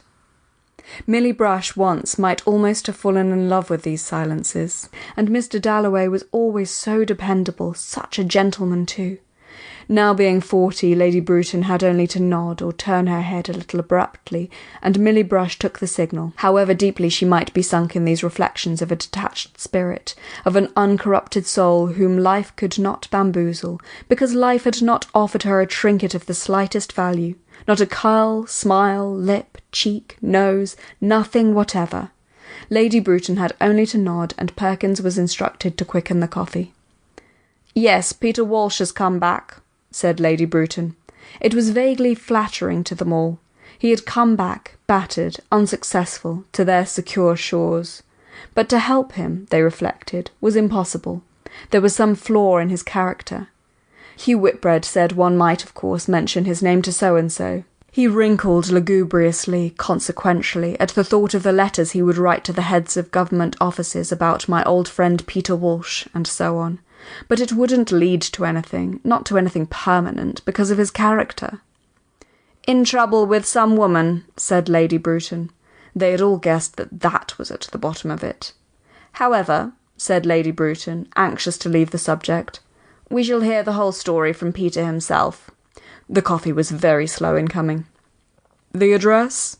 murmured Hugh Whitbread, and there was at once a ripple in the grey tide of service which washed round Lady Bruton day in, day out, collecting, intercepting, enveloping her in a fine tissue which broke concussions, mitigated interruptions, and spread round the house in Brook Street a fine net where things lodged and were picked out accurately, instantly, by grey-haired Perkins, who had been with Lady Bruton these 30 years, and now wrote down the address, handed it to Mr. Whitbread, who took out his pocket-book, raised his eyebrows, and slipping it in among documents of the highest importance, said that he would get Evelyn to ask him to lunch. They were waiting to bring the coffee until Mr. Whitbread had finished. Hugh was very slow, Lady Bruton thought. He was getting fat, she noticed. Richard always kept himself in the pink of condition. She was getting impatient. The whole of her being was setting positively, undeniably, domineeringly brushing aside all this unnecessary trifling. Peter Walsh and his affairs. Upon that subject which engaged her attention, and not merely her attention, but that fibre which was the ramrod of her soul, that essential part of her without which Millicent Bruton would not have been Millicent Bruton. That project for emigrating young people of both sexes born of respectable parents and setting them up with a fair prospect of doing well in Canada. She exaggerated. She had perhaps lost her sense of proportion. Emigration was not to others the obvious remedy, the sublime conception. It was not to them, not to Hugh or Richard, or even to devoted Miss Brush, the liberator of the pent egotism, which a strong martial woman, well-nourished, well-descended, of direct impulses, downright feelings, and little introspective power. Broad and simple. Why could not everyone be broad and simple, she asked. Feels rise within her, once youth is past, and must eject upon some object. It may be emigration, it may be emancipation, but whatever it be, this object round which the essence of her soul is daily secreted becomes inevitably prismatic, lustrous, half looking-glass, half precious stone, now carefully hidden in case people should sneer at it, now proudly displayed. Emigration had become, in short, largely Lady Bruton. End of section 17. Section 18. But she had to write, and one letter to the Times, she used to say to Miss Brush, cost her more than to organise an expedition to South Africa, which she had done in the war. After a morning's battle beginning, tearing up, beginning again, she used to feel the futility of her own womanhood as she felt it on no other occasion, and would turn gratefully to the thought of Hugh Whitbread, who possessed, no one could doubt it, the art of writing letters to the Times. A being so differently constituted from herself, with such a command of language, able to put things as editors like them put, had passions which one could not call simply greed.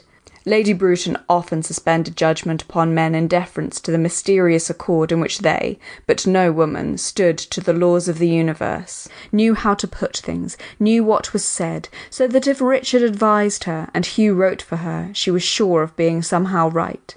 So she let Hugh eat his souffle, asked after poor Evelyn, waited until they were smoking, and then said, "Milly, would you fetch the papers?"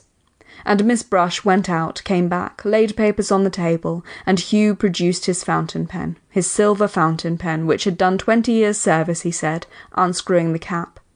It was still in perfect order. He had shown it to the makers. There was no reason, they said, why it should ever wear out, which was somehow to Hugh's credit, and to the credit of the sentiments which his pen expressed, so Richard Dalloway felt, as Hugh began carefully writing capital letters with rings round them in the margin, and thus marvellously reduced Lady Bruton's tangles to sense, to grammar, such as the editor of the Times, Lady Bruton felt, watching the marvellous transformation, must respect.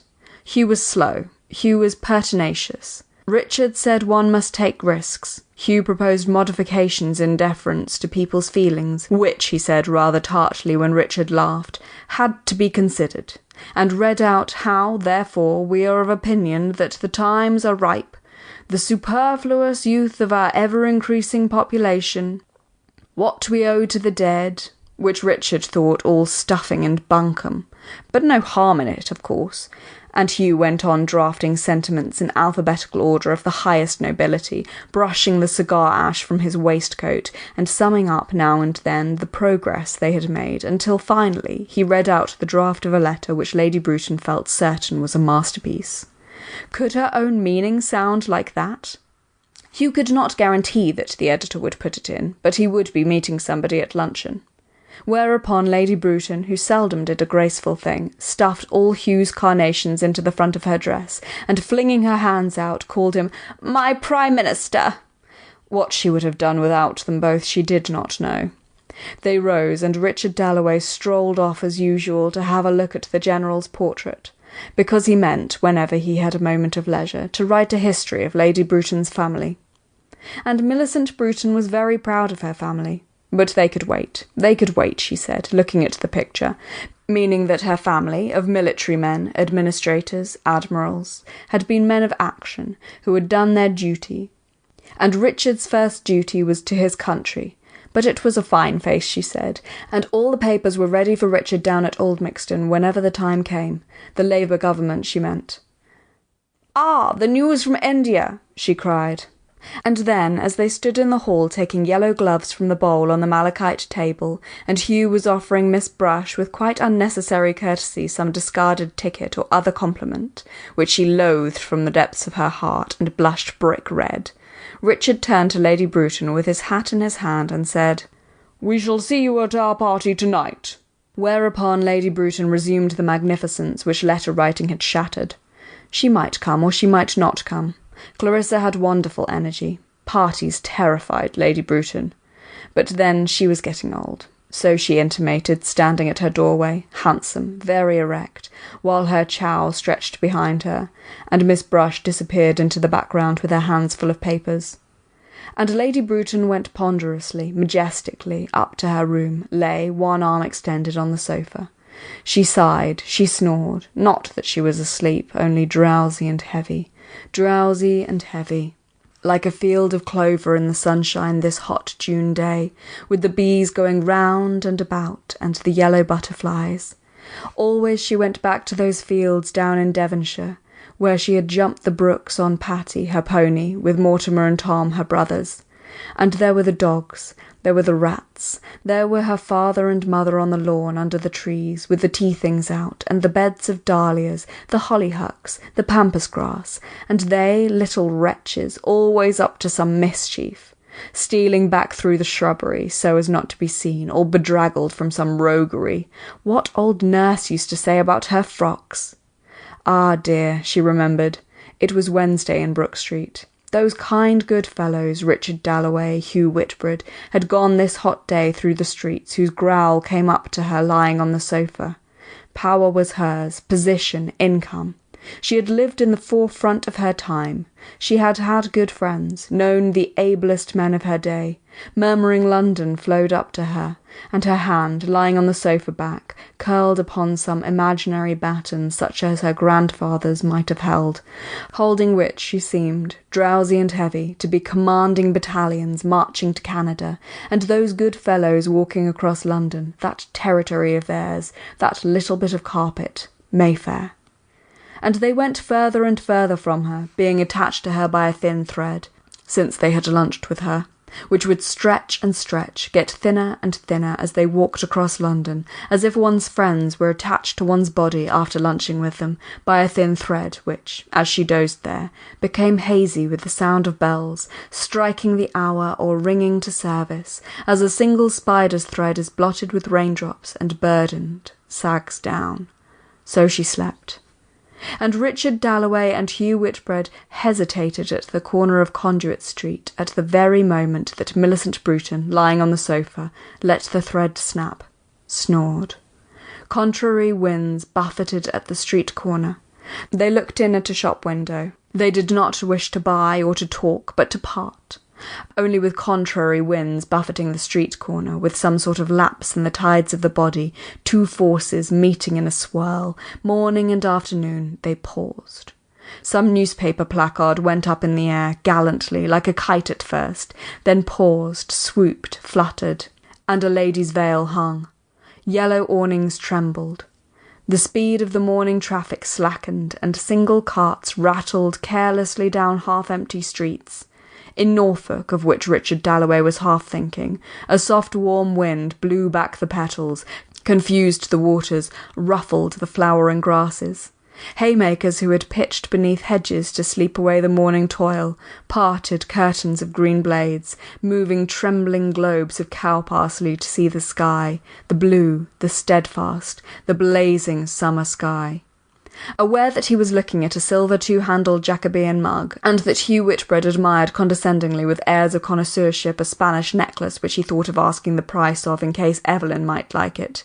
Still Richard was torpid, could not think or move.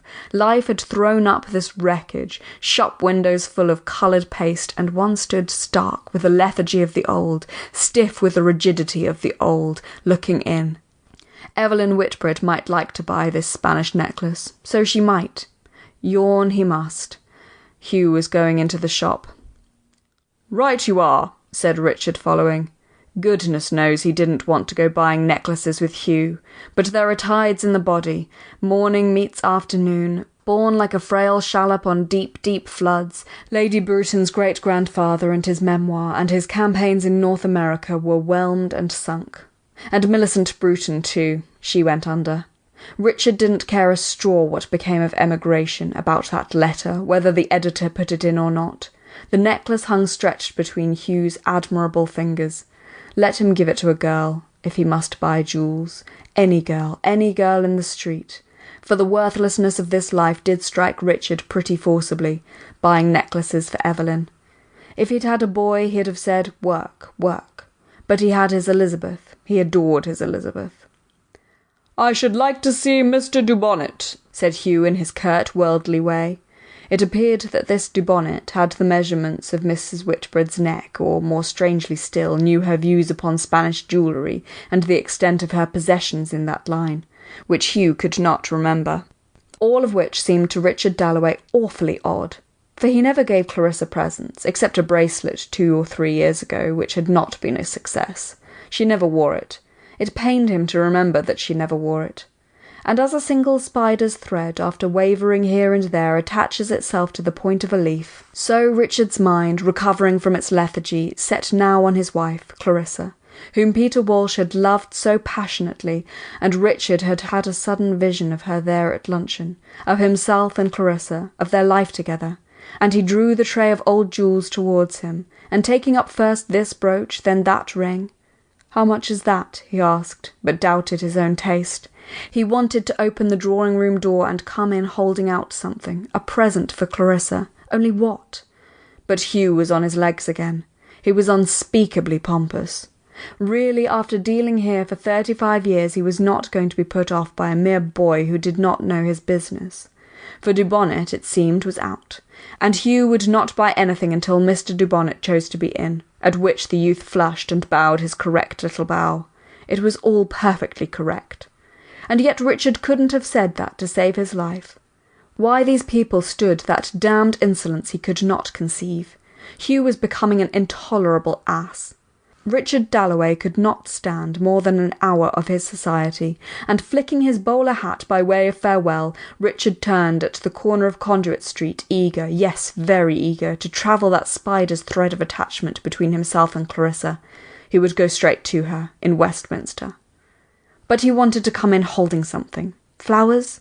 Yes, flowers, since he did not trust his taste in gold. Any number of flowers, roses, orchids, to celebrate what was, reckoning things as you will, an event. This feeling about her when they spoke of Peter Walsh at luncheon, and they never spoke of it, not for years had they spoken of it, which, he thought, grasping his red and white roses together, a vast bunch in tissue paper, is the greatest mistake in the world.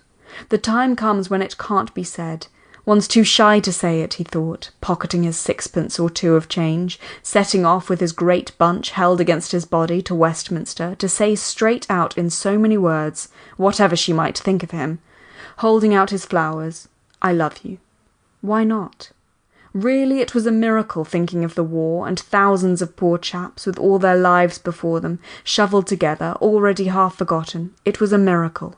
Here he was walking across London to say to Clarissa in so many words that he loved her, which one never does say, he thought.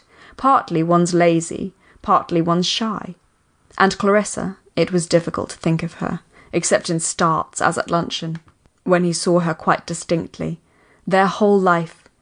He stopped at the crossing and repeated, being simple by nature and undebauched, because he had tramped and shot, being pertinacious and dogged, having championed the downtrodden and followed his instincts in the House of Commons, being preserved in his simplicity, yet at the same time grown rather speechless, rather stiff.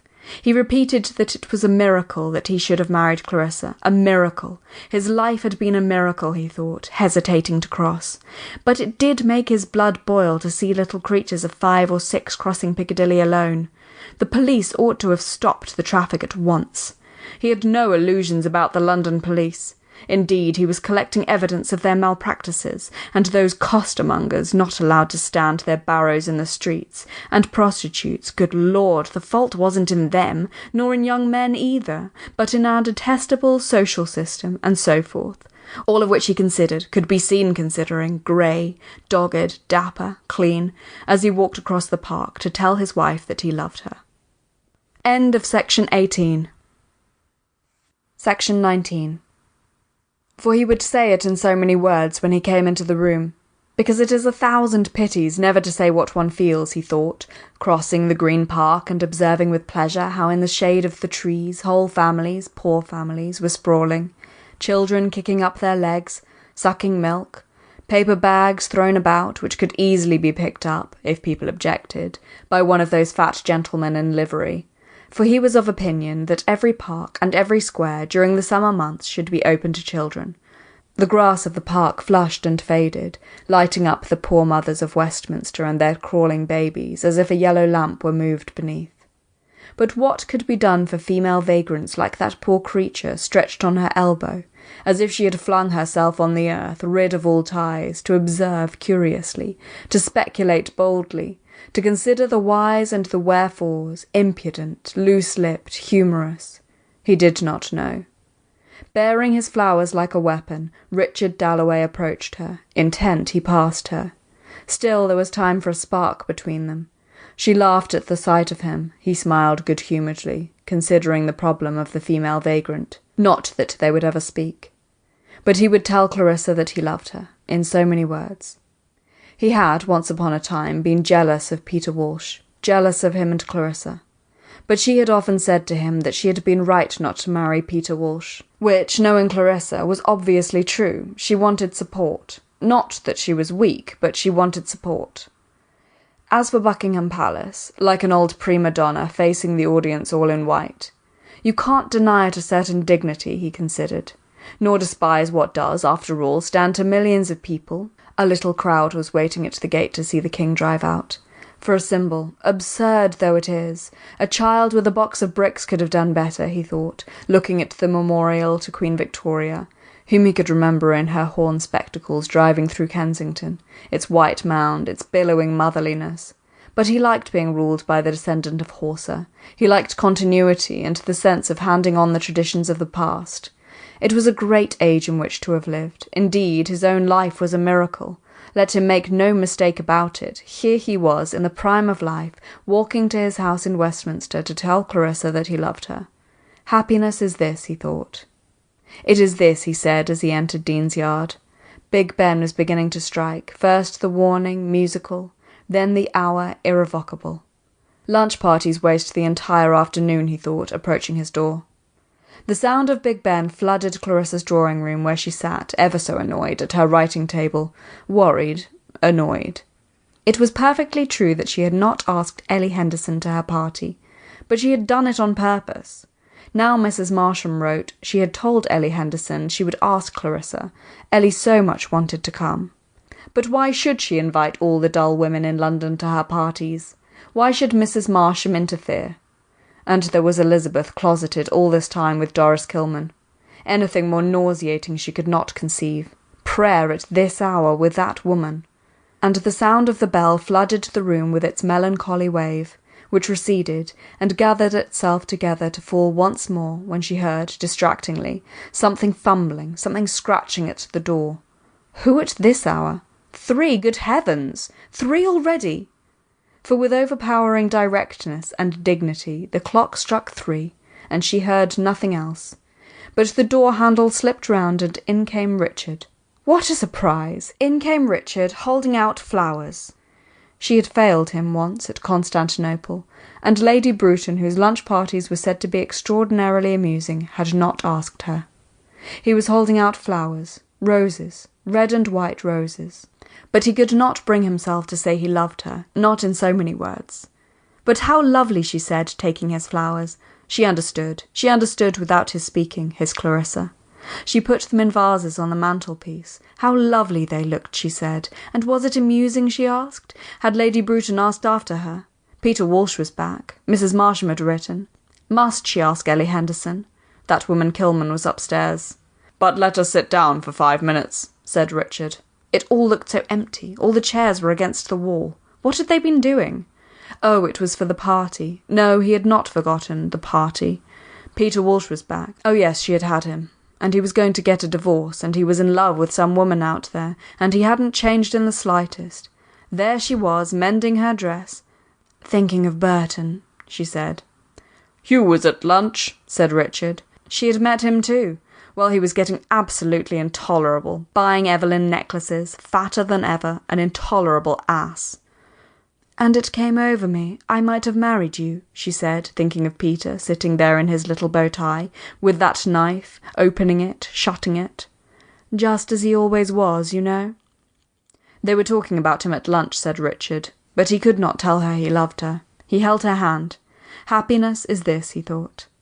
They had been writing a letter to the Times for Millicent Bruton. That was about all Hugh was fit for. And our dear Miss Kilman? He asked. Clarissa thought the roses absolutely lovely, first bunched together, now of their own accord starting apart. Kilman arrives just as we've done lunch, she said. Elizabeth turns pink. They shut themselves up. I suppose they're praying. Lord, he didn't like it, but these things pass over if you let them. In a mackintosh with an umbrella, said Clarissa. He had not said I love you, but he held her hand. Happiness is this, he thought. But why should I ask all the dull women in London to my parties? Said Clarissa. And if Mrs. Marsham gave a party, did she invite her guests? Poor Ellie Henderson, said Richard. It was a very odd thing how much Clarissa minded about her parties, he thought. But Richard had no notion of the look of a room. However, what was he going to say? If she worried about these parties, he would not let her give them. Did she wish she had married Peter? But he must go. He must be off, he said, getting up. But he stood for a moment as if he were about to say something, and she wondered what? Why? There were the roses. Some committee? She asked as he opened the door. Armenians, he said. Or perhaps it was Albanians. And there is a dignity in people, a solitude, even between husband and wife, a gulf.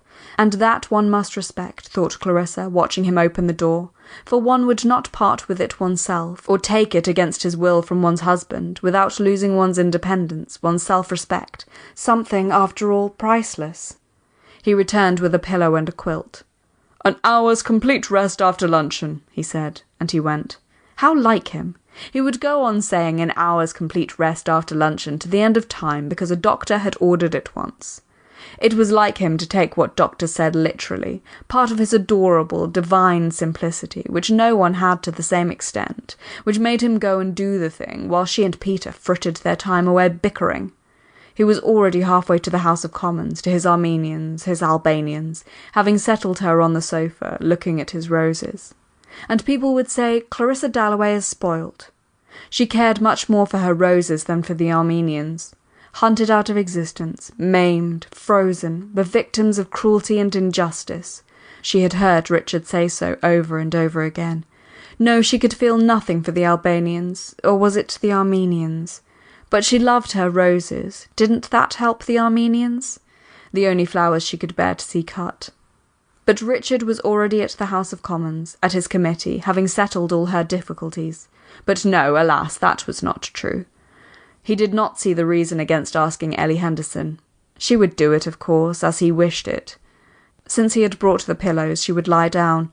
But why did she suddenly feel, for no reason that she could discover, desperately unhappy? As a person who has dropped some grain of pearl or diamond into the grass and parts the tall blades very carefully, this way and that, and searches here and there vainly, and at last spies it there at the roots, so she went through one thing and another. No, it was not Sally Seton saying that Richard would never be in the cabinet because he had a second-class brain. It came back to her. No, she did not mind that. Nor was it to do with Elizabeth either and Doris Kilman. Those were facts. It was a feeling, some unpleasant feeling, earlier in the day perhaps, something that Peter had said, combined with some depression of her own, in her bedroom, taking off her hat, and what Richard had said had added to it. But what had he said?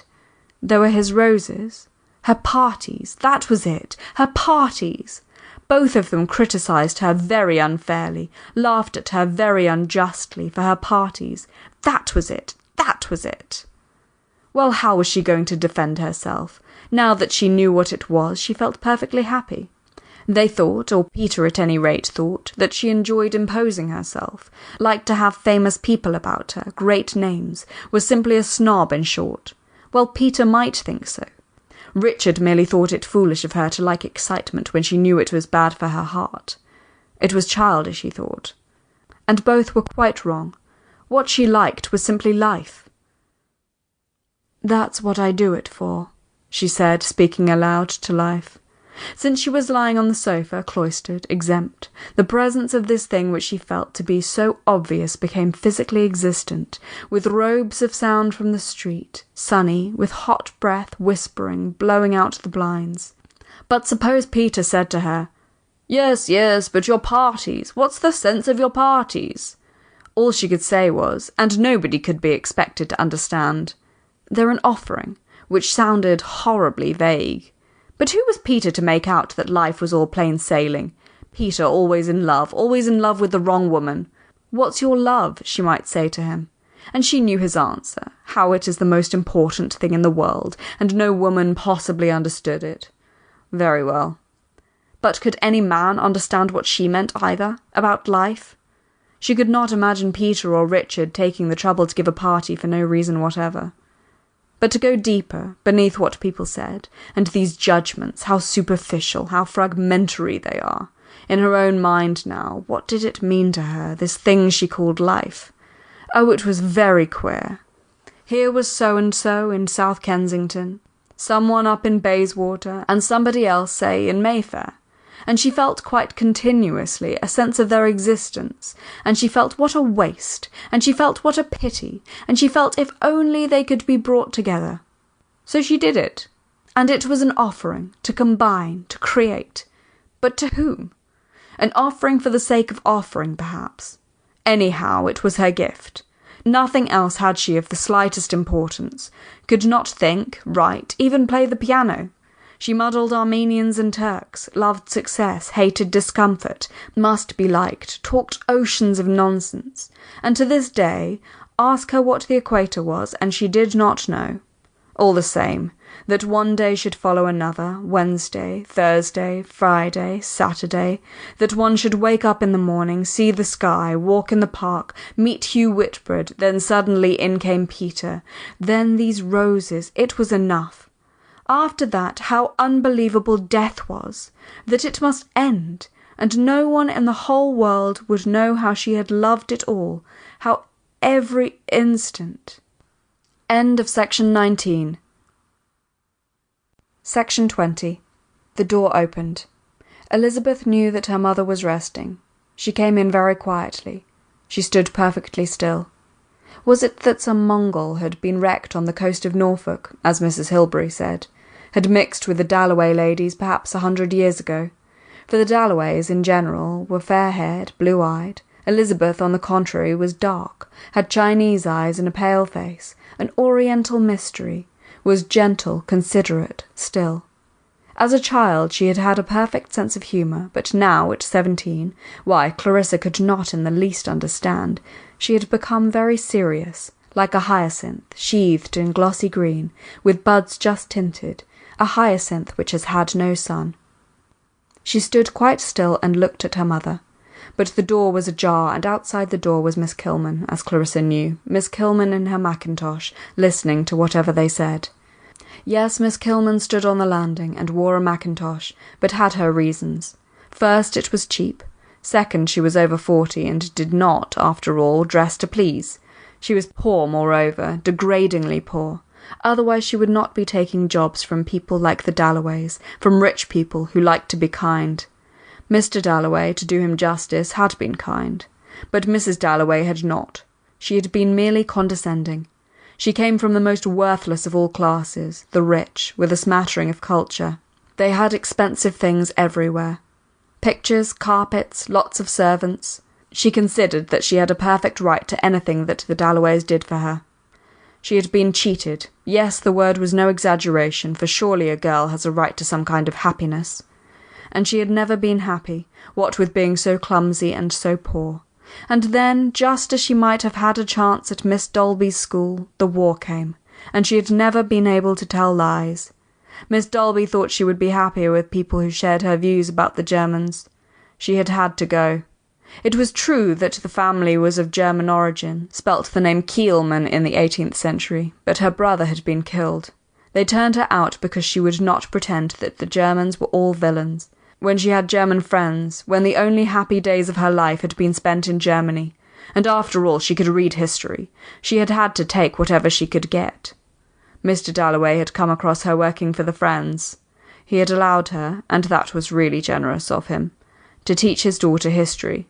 Also she did a little extension lecturing and so on. Then our Lord had come to her, and here she always bowed her head. She had seen the light 2 years and 3 months ago. Now she did not envy women like Clarissa Dalloway.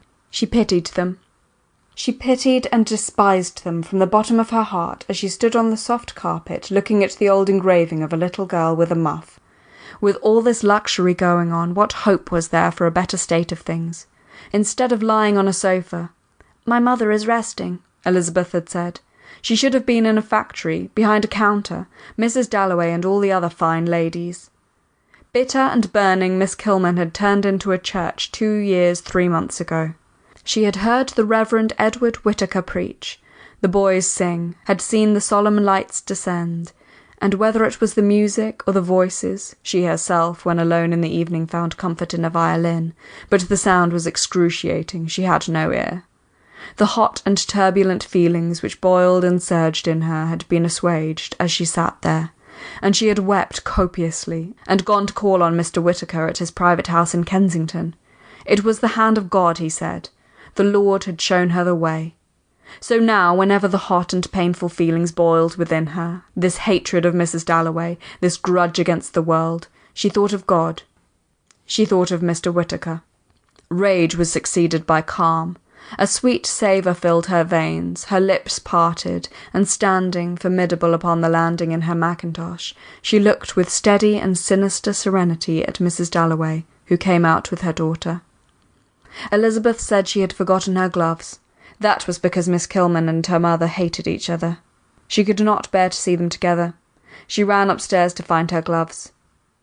But Miss Kilman did not hate Mrs. Dalloway.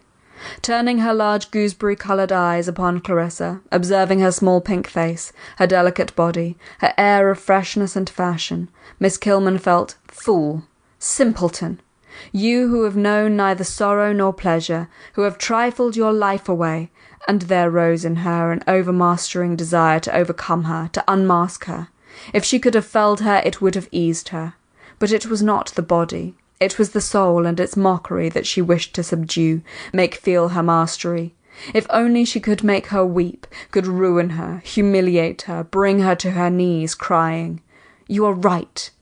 But this was God's will, not Miss Kilman's. It was to be a religious victory. So she glared, so she glowered. Clarissa was really shocked. This a Christian, this woman. This woman had taken her daughter from her.